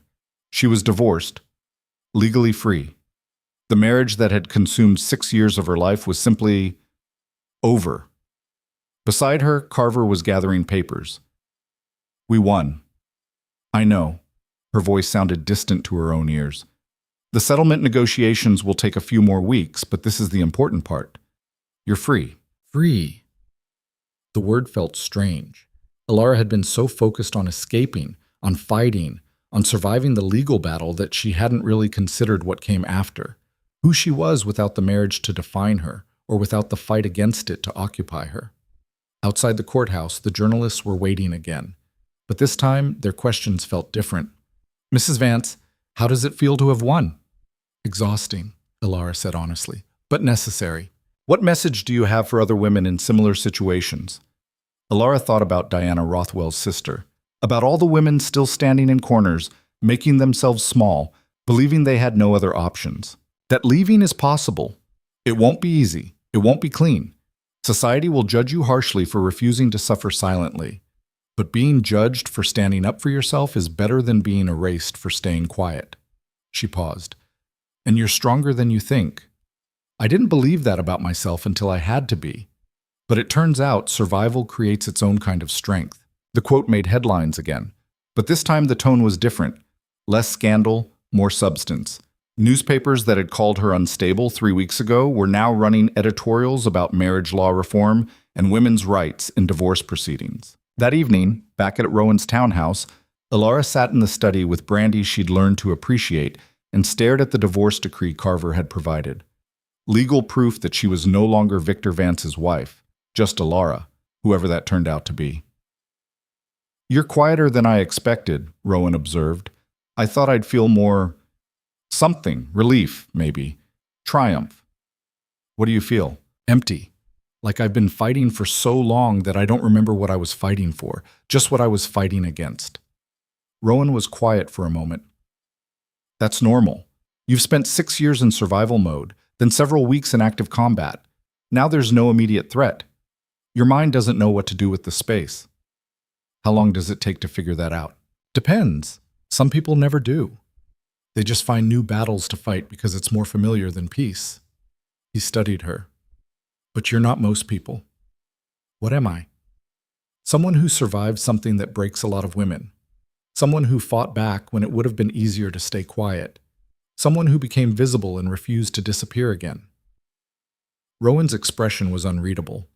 "You're someone who matters, Elara. You just have to decide what you want that to mean." Before Elara could respond, Mrs. Ashworth appeared at the study door with an envelope. "This just arrived, hand-delivered." Elara took it, recognizing the handwriting immediately. Her mother's. She almost didn't open it. The last letter had been a disownment, cruel and final. But curiosity won out. The letter was brief. "Elara, I was wrong. About the marriage, about Victor, about what I told you a wife's duty was. I've read the trial transcripts. I've seen the evidence. And I'm ashamed that I told you to endure what you endured. I don't expect forgiveness, but I wanted you to know that I see you now. I see what you survived, and I'm proud of you for leaving." Your mother Elara read it twice, then handed it to Rowan without comment. He scanned it quickly. "That's something," he said. "Is it enough? That's not for me to answer." Elara thought about her mother's hands shaking as she adjusted the wedding veil. The way she'd said, "Don't ask for happiness," like it was wisdom instead of resignation. The years of silence that had followed. "I don't know if it's enough," she said honestly. "But it's more than I expected." 3 days later, the financial settlement was finalized. Victor was ordered to pay Elara a substantial sum, not enough to make her independently wealthy, but enough to ensure she'd never have to depend on anyone for basic survival again. Property was divided. Assets were separated. The last legal threads connecting them were severed. Elara stood in Carver's office, signing the final documents, and felt something shift. Not happiness, exactly, but something lighter. The absence of weight she'd been carrying for so long she'd forgotten it wasn't part of her. "What will you do now?" Carver asked. "I have no idea," Elara admitted. "That's not a bad place to start." That night, Rowan hosted a small dinner, just Elara, Mrs. Ashworth, Carver, and the three women who'd testified. It wasn't a celebration exactly, more like a collective exhale after holding breath for too long. To Elara, Margaret raised her glass, who proved that fighting back is possible. They drank. The conversation drifted to lighter topics: books, theater, upcoming social events, normal things. The kind of conversation Elara had forgotten she was capable of having. Later, after the guests had left and Mrs. Ashworth had retired, Elara found Rowan in his study. "Thank you," she said. "For what?" "For seeing me when I was invisible, for giving me the resources to fight, for not trying to rescue me, just helping me rescue myself." Rowan looked at her with those iron-gray eyes that had first made her feel visible. "You would have found your way out eventually. I just accelerated the timeline." "Maybe, but I'm still grateful." "Then show your gratitude by not wasting what you've won. You have freedom now, resources, a voice that people are actually listening to. Figure out what you want to do with that." Elara had been thinking about this question for days. What did she want? Not what she was supposed to want, or what would make others comfortable, or what would repair her reputation. What did she actually want? "I want to help the women who are where I was," she said slowly.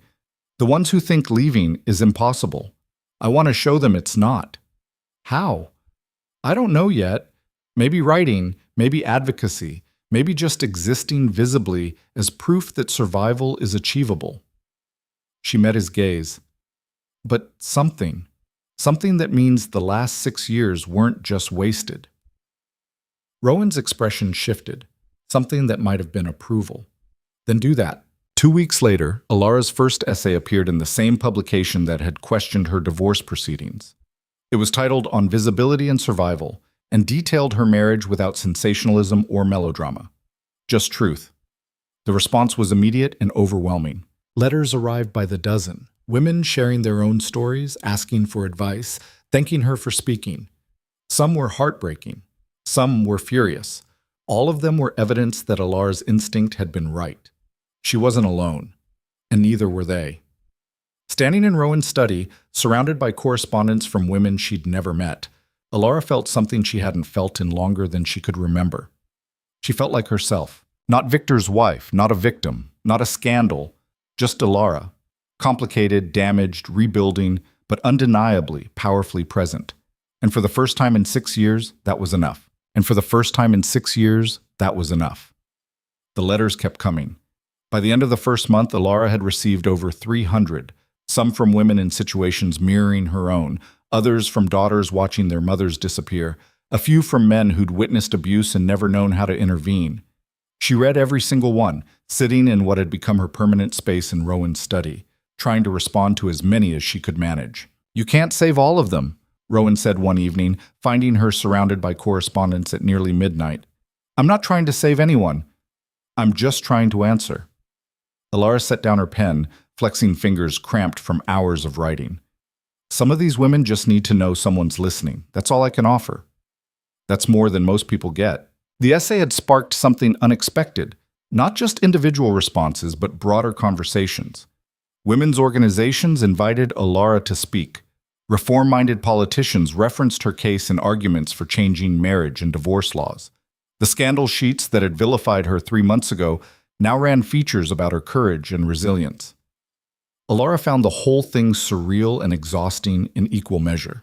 "They've made you into a hero," Margaret observed during one of their increasingly regular meetings. The 3 women who'd testified had become something like friends, or at least allies bound by shared experience. "How does that feel?" "Dishonest," Elara admitted.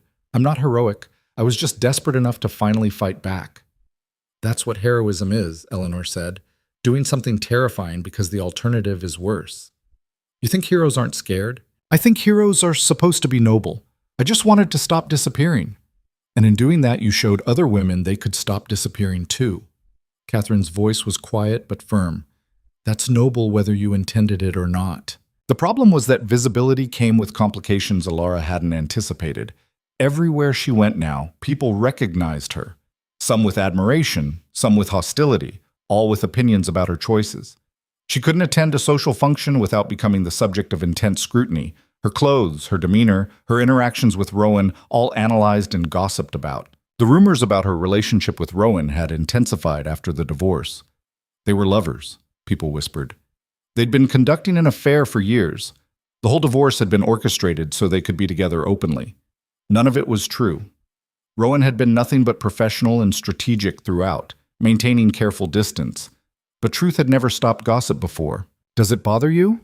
Elara asked him one evening. They were in his study, as had become routine. Rowan working through business correspondence, Elara drafting another essay. Comfortable silence punctuated by occasional conversation. "The things they're saying about us?" "People have been saying things about me since I inherited the dukedom at 19. I stopped listening years ago." He didn't look up from his papers. "Does it bother you?" "Sometimes.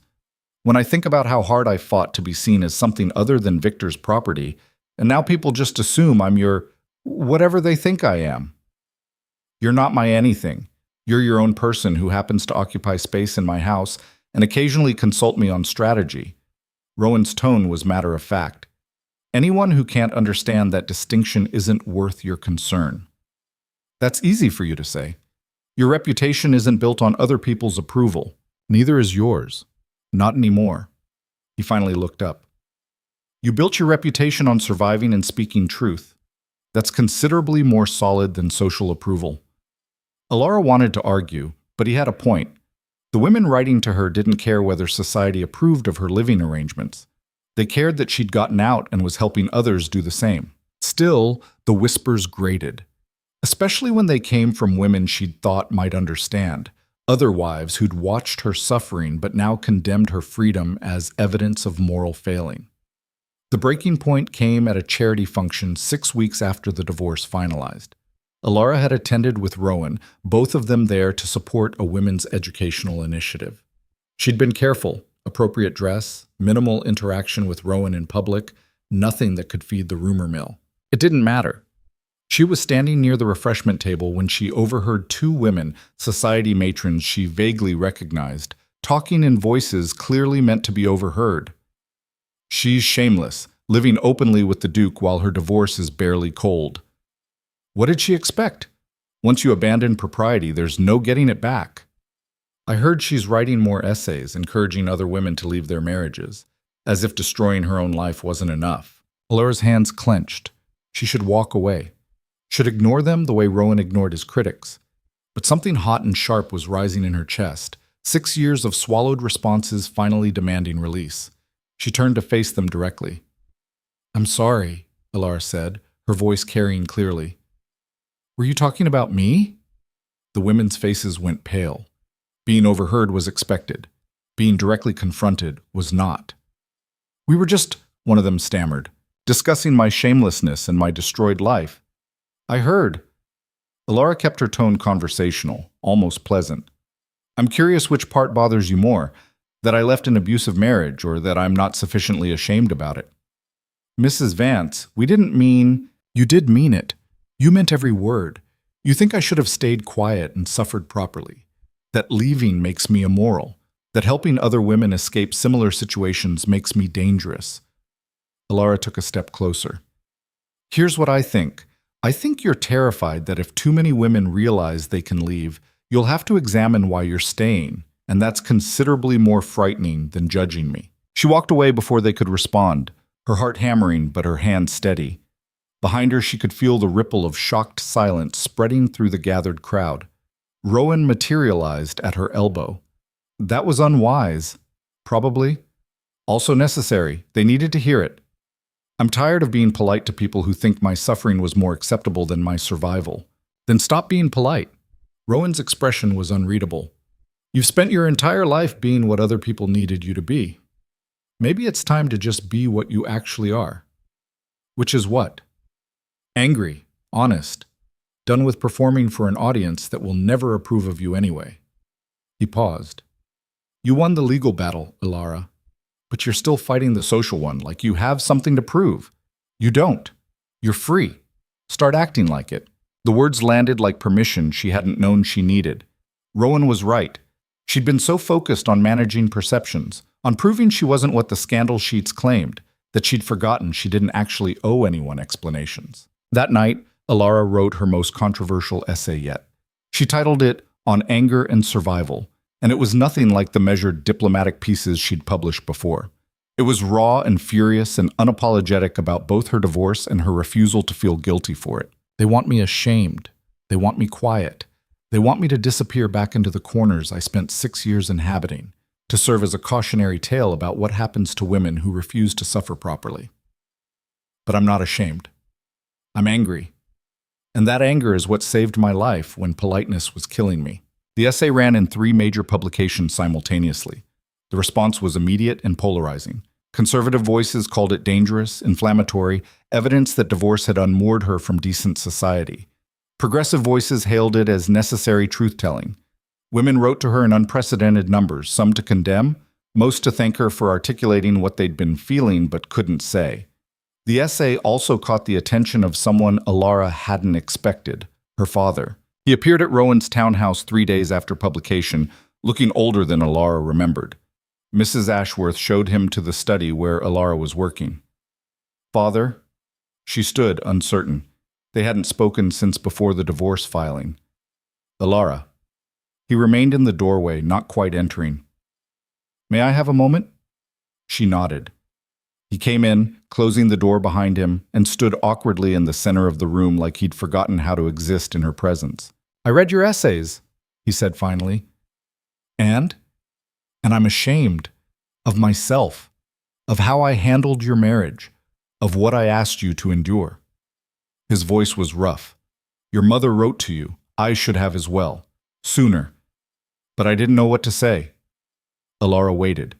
She'd imagined this conversation dozens of times, rehearsed responses ranging from forgiveness to rage. Now that it was actually happening, she felt mostly numb. "I needed the Vance alliance," her father continued. "Our finances were desperate. Victor's proposal seemed like salvation. And I convinced myself that all marriages required adjustment, that you'd be fine, that security mattered more than happiness." He met her gaze. "I was wrong. And I'm sorry. Sorry I divorced him, or sorry you married me off in the first place? Both. Either. I don't know." He ran a hand through thinning hair. "I'm sorry I didn't protect you, that I valued stability over your safety, that I taught you to endure instead of fight." The apology was more than Elara had expected, but less than she needed. "Why now? Why come here after months of silence?" "Because I read what you wrote about anger, about how politeness was killing you, and I realized I'd taught you that politeness. I'd trained you to be quiet and accommodating and grateful for scraps." His expression cracked. "I'm proud of you for unlearning it, even though it means you're probably furious with me." "I am furious with you," Elara said. "You sold me to solve your financial problems. You ignored every sign that the marriage was destroying me. You disowned me when I finally fought back. An apology doesn't erase that." "I know. But—" She paused, finding words she hadn't known were there. "But I'm also tired of letting anger consume space I could use for other things, so I accept your apology, and I'm willing to eventually rebuild something with you. Eventually, not today." Her father nodded. "That's more than I deserve." "Yes, it is." After he left, Elara sat in the study feeling hollowed out and strangely lighter simultaneously. She'd spent months being angry at her parents, at Victor, at the entire social system that had treated her as disposable, and the anger had been necessary, fuel for fighting back, for surviving, for refusing to disappear again. But holding on to it forever would just be another kind of cage. The following week brought news that shifted everything again. Victor had been formally charged with embezzlement and fraud based on the investigation the divorce judge had ordered. The trial was set for 2 months out. If convicted, he'd face significant prison time and complete financial ruin. Elara's first reaction was satisfaction, sharp and undeniable. He deserved consequences, deserved to feel the powerlessness he'd inflicted on her for years, deserved to have his carefully constructed world collapse the way he'd systematically demolished hers. Her second reaction was more complicated. "I should feel triumphant," she told Rowan that evening. "He's facing everything I wanted him to face. Why don't I feel triumphant? Because revenge is satisfying in theory, but complicated in practice. And because you're not actually a vengeful person, you're someone who wanted justice and safety, which you've achieved. Victor's additional destruction is just aftermath." Is it wrong that part of me feels sorry for him? Rowan considered this. No. It means you haven't let the fight turn you into something you're not. That's good. Necessary, even. The moment you start enjoying other people's suffering is the moment you've lost something important. Even when they deserve it? Especially then. Deserving punishment doesn't make witnessing it painless. You're allowed to have complicated feelings about complicated situations. Victor's trial became another spectacle. The courtroom was packed with journalists, society observers, and people who'd followed the divorce proceedings with rapt attention. Elara attended the first 2 days, then stopped. Watching Victor's systematic destruction felt less like justice and more like watching someone drown in slow motion. She didn't need to see it happen. She just needed to know it was happening. The conviction came after a week of testimony. Guilty on all counts. 7 years imprisonment, complete forfeiture of remaining assets, social and financial obliteration. Elara received the news in Rowan's study, delivered by Carver with his usual professional efficiency. It's over, Carver said. Completely. He can't touch you, can't hurt you, can't even contact you. You're free in every sense that matters. Free. The word still felt strange, but this time Elara thought she might actually be starting to understand what it meant. 2 months after Victor's conviction, Elara made a decision that surprised even herself. She accepted an invitation to speak at a women's rights conference in the city, not as a victim sharing her story, but as an advocate arguing for legal reform. The night before the speech, she was nervous enough that she couldn't eat dinner.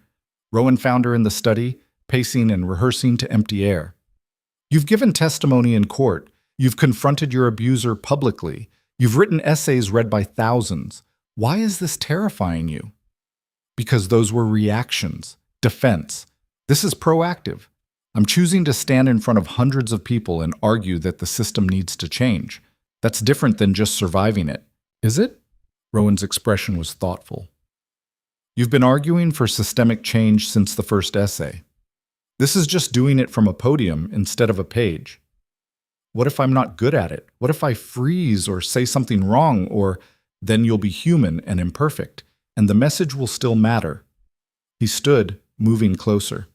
You've already done the hard part, Elara. You survived. You fought. You won. Everything else is just choosing how to use what you've learned. The conference was held in a grand hall that had probably hosted 1,000 society functions over the years.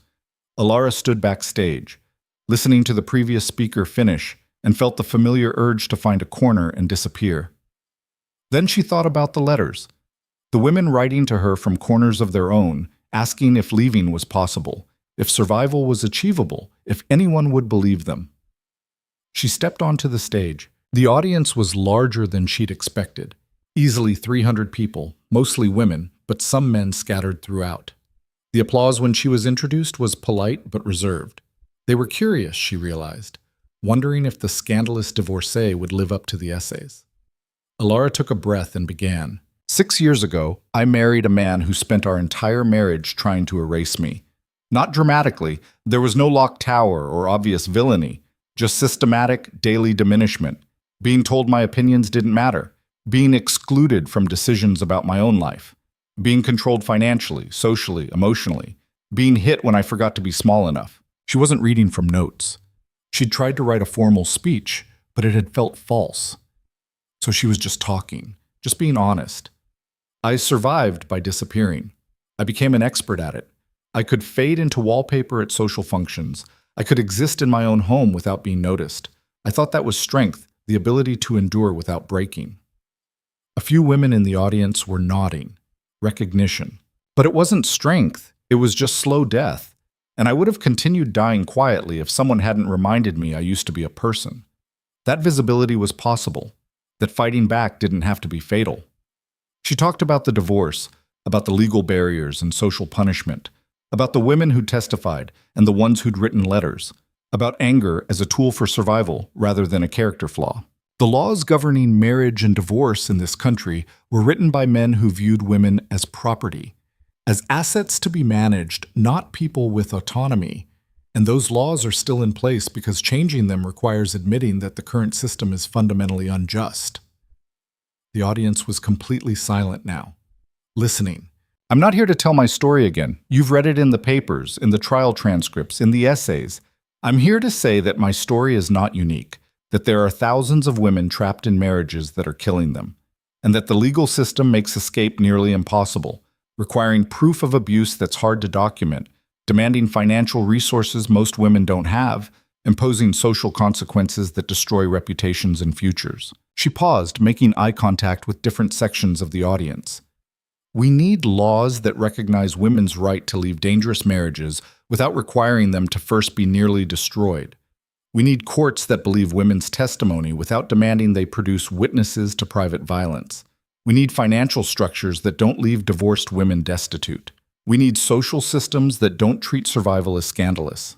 The applause started small, then built. Not polite anymore. Engaged. Elara continued for another 20 minutes, outlining specific legal reforms she and several advocacy groups had been developing. Changes to property law, to divorce proceedings, to custody arrangements. Practical, implementable changes that could save lives. When she finished, the applause was thunderous. Women stood.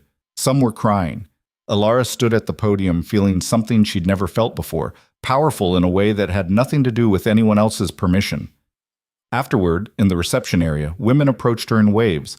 Some wanted to share their own stories. Some wanted advice. Some just wanted to shake her hand and say thank you. One woman, young, maybe 20, with frightened eyes, pressed a note into Elara's hand and disappeared into the crowd before Elara could respond. The note read, "I'm planning to leave my husband next month. Your essays gave me courage. Thank you for surviving so I could know it was possible." Elara folded the note carefully and put it in her pocket. This, she realized, was what mattered. Not the scandal sheet headlines or the society opinions or even the legal victories, just the quiet knowledge that her survival had made other women's survival feel achievable. That evening, back at the townhouse, Rowan was waiting with champagne. "I heard the speech went well." "How did you hear? You weren't there." "I have sources." Also, Mrs. Ashworth attended and came back gushing, which is as close to emotional as I've ever seen her get. He handed Elara a glass. To effective advocacy. They drank. Elara sank into a chair, exhausted but satisfied. "I've been thinking," she said after a moment, "about what comes next. And? I can't stay here forever, living in your house, depending on your resources. I need my own space, my own life." Rowan's expression didn't change. "Agreed. I've actually been meaning to discuss that." Elara's stomach dropped slightly. Had she overstayed? Been presumptuous about the arrangement? There's a property, a townhouse about 15 minutes from here. Smaller than this one, but well located and structurally sound. It recently became available. He set down his glass. "I've purchased it." "Oh." Elara tried to keep disappointment out of her voice. "For investment?" "For you." She stared at him. "What?" "The divorce settlement gave you some financial independence, but not enough for property. And you need a permanent residence, somewhere that's actually yours, not borrowed. So I bought the townhouse and I'm transferring ownership to you. Consider it payment for all the entertainment you've provided over the past few months." "Rowan, I can't." "You can, and you will. It's already done. The papers are being drawn up as we speak." His tone was matter of fact. "You need independence. I need you to stop living in my East Wing so the gossip about us being lovers eventually dies down. This solves both problems." Elara's throat was tight. "This is too much." "It's a house. I have several. You have none. The mathematics are straightforward. It's not just a house. It's freedom. Real freedom. The ability to exist without depending on anyone." "Yes." Rowan met her gaze. "That's the point. You fought for autonomy. You should actually have it." Elara didn't trust herself to speak. So she just nodded, and Rowan understood. The townhouse was perfect. Not grand, nothing like the Vance Manor or even Rowan's residence. Just 3 stories of clean lines and functional elegance. Space enough for Elara to live comfortably, to set up a proper study, to host the meetings with advocacy groups that were becoming regular occurrences. She moved in 2 weeks later with minimal possessions. Most of what she'd owned had been left behind in the Vance Manor, and she had no desire to reclaim any of it. Better to start completely fresh. Mrs. Ashworth had helped her hire staff, a small, efficient household that didn't require the elaborate management Elara had never been good at anyway. Just a housekeeper, a cook, and a general assistant. People who treated Elara as an employer rather than an oddity. The first night in her own house, Elara stood in the empty study and felt something settle into place. This was hers, not her husband's, not her father's, not borrowed from Rowan's generosity. Hers, bought with money from a divorce settlement that had forced Victor to financially acknowledge the damage he'd done. She could do anything here, be anyone. The thought was terrifying and exhilarating in equal measure. Over the following months, Elara built a life that looked nothing like anything she'd imagined during those 6 years of marriage. She continued writing essays, but also started working with legal advocates on actual policy reform. She testified before parliamentary committees about marriage law. She established a fund to help women afford divorce proceedings. She became someone whose opinion mattered, not because of who she'd married or divorced, but because of what she'd survived and what she was doing with that survival. The social consequences remained complicated. Some circles still treated her as scandalous. Some women refused to acknowledge her. But increasingly, those voices were drowned out by support, by women who saw her as proof that leaving was possible, by reformers who valued her advocacy, by a slowly shifting culture that was beginning to question whether wives should have to endure abuse silently. Victor died in prison, 18 months into his sentence. Heart failure, the official report said. Elara received the news without feeling much of anything. Not satisfaction, not grief, just closure. The man who'd tried to erase her was gone, and she was still here, still visible, still fighting. She didn't attend the funeral. 2 years after her divorce, Elara was invited to speak at a gala celebrating the passage of new marriage reform laws she'd helped advocate for, testifying and writing and pushing until the political will had finally shifted. The gala was the kind of society event she used to dread, full of people who'd once judged her and might still. She went anyway. Rowan accompanied her, as he occasionally did for events where his presence provided useful social weight. They arrived separately. The gossip had never fully died, and neither of them saw the point in feeding it unnecessarily, but ended up near each other during the reception. "How does it feel?" Rowan asked. "Seeing laws change because you refuse to stay quiet? Surreal. Also insufficient? The laws don't go far enough. They're full of compromises and loopholes. But it's something." She paused. "More than I thought was possible 3 years ago. You've built something impressive, the advocacy network, the legal fund, the essays. You've become exactly what Victor was terrified you'd become. Which is? Someone who matters, someone with power, someone visible." Rowan's expression was unreadable as always. Someone who can't be erased. Across the room, Elara saw Margaret, Catherine, and Eleanor in conversation with several younger women she didn't recognize. The 3 original witnesses had become advocates themselves, using their testimonies as launching points for broader activism. They caught her eye and raised glasses in acknowledgement. "They're planning something," Rowan observed. "Probably. They usually are." Margaret detached from the group and approached, looking pleased with herself. "We have a proposition." "That sounds dangerous." "It is. We want to establish a formal organization. Legal advocacy, financial assistance, public education, all the things we've been doing informally, but structured and funded properly. And we want you to lead it." Elara blinked. "Lead it? You're the one everyone knows. The one whose story catalyzed everything. Your name carries weight." Margaret's expression was serious. "We can build something that helps hundreds of women, maybe thousands, but it needs someone at the front who people will listen to. That's you." "I'm not—" Elara caught herself before saying she wasn't qualified. That was old thinking. The woman who disappeared in corners talking. "I'm not sure I'm the right person." "You're exactly the right person. You've lived it. You've survived it. You've already been doing the work. This just makes it official." Elara looked at Rowan, who raised an eyebrow. "Don't look at me.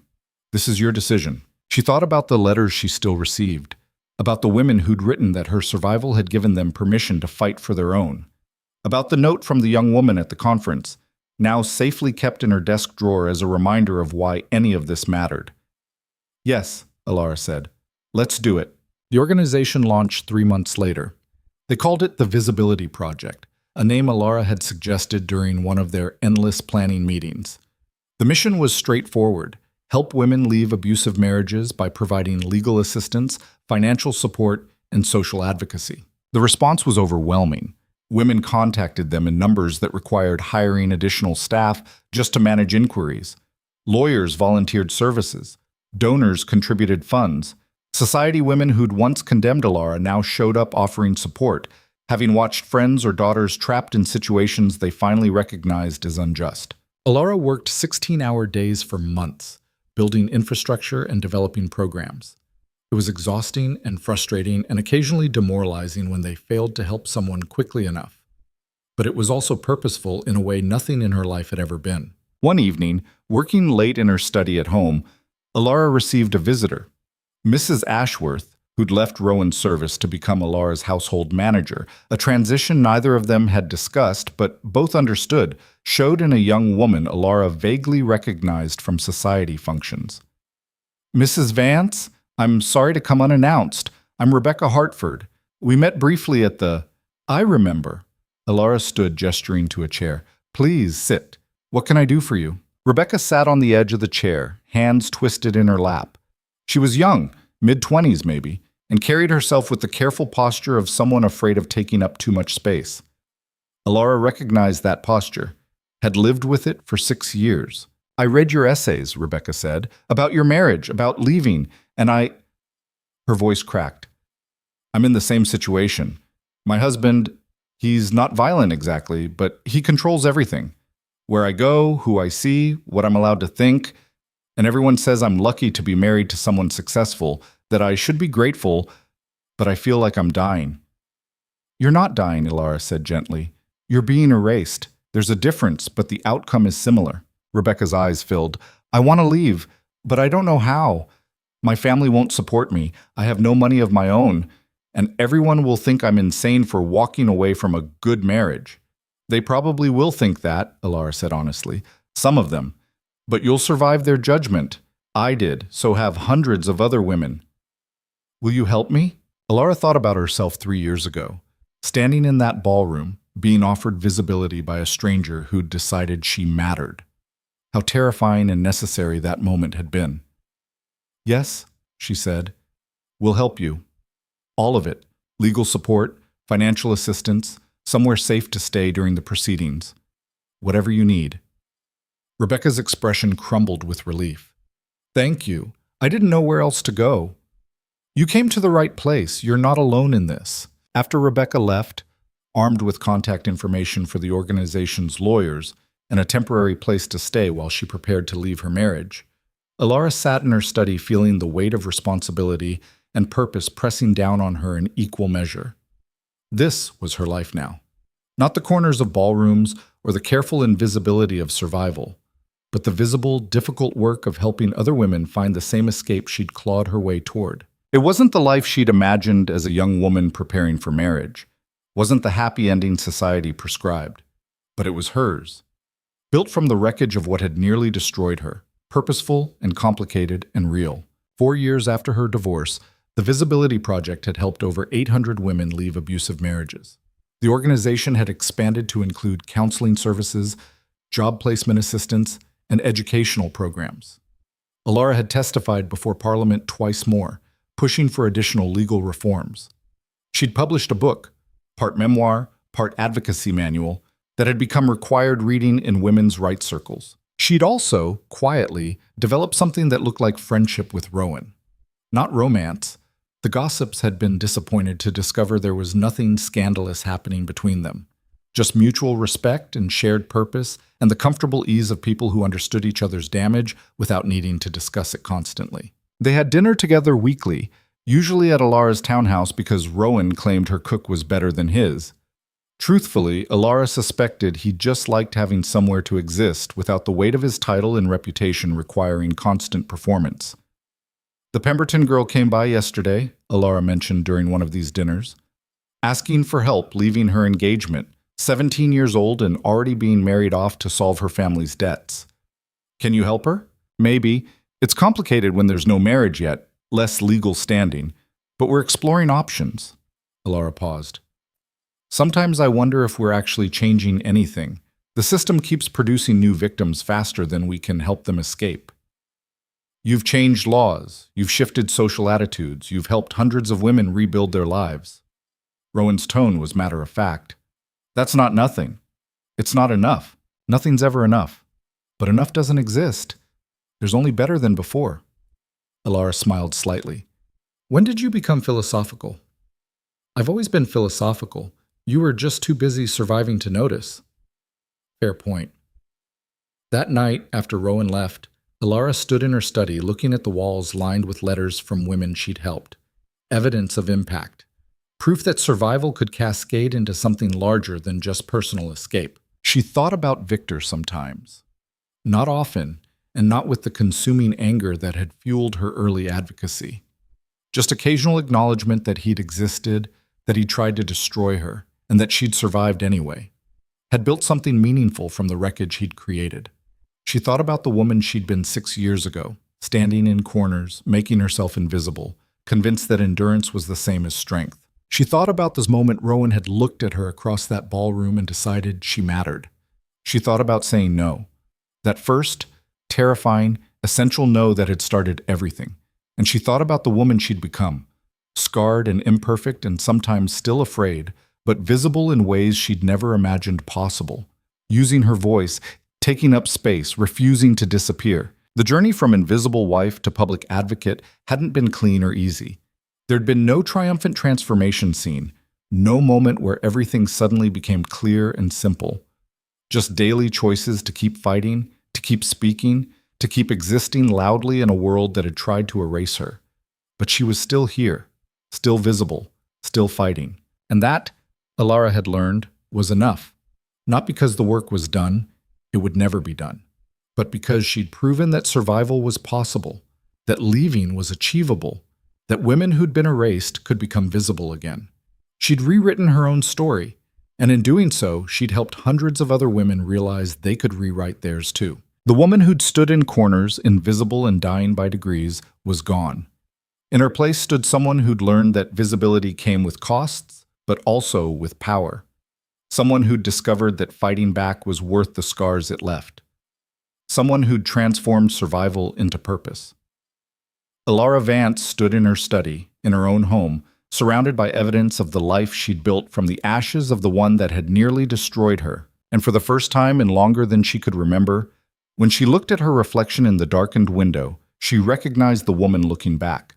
Not Victor's wife, not a victim, not a scandal, just Elara. Visible, imperfect, and finally, powerfully herself.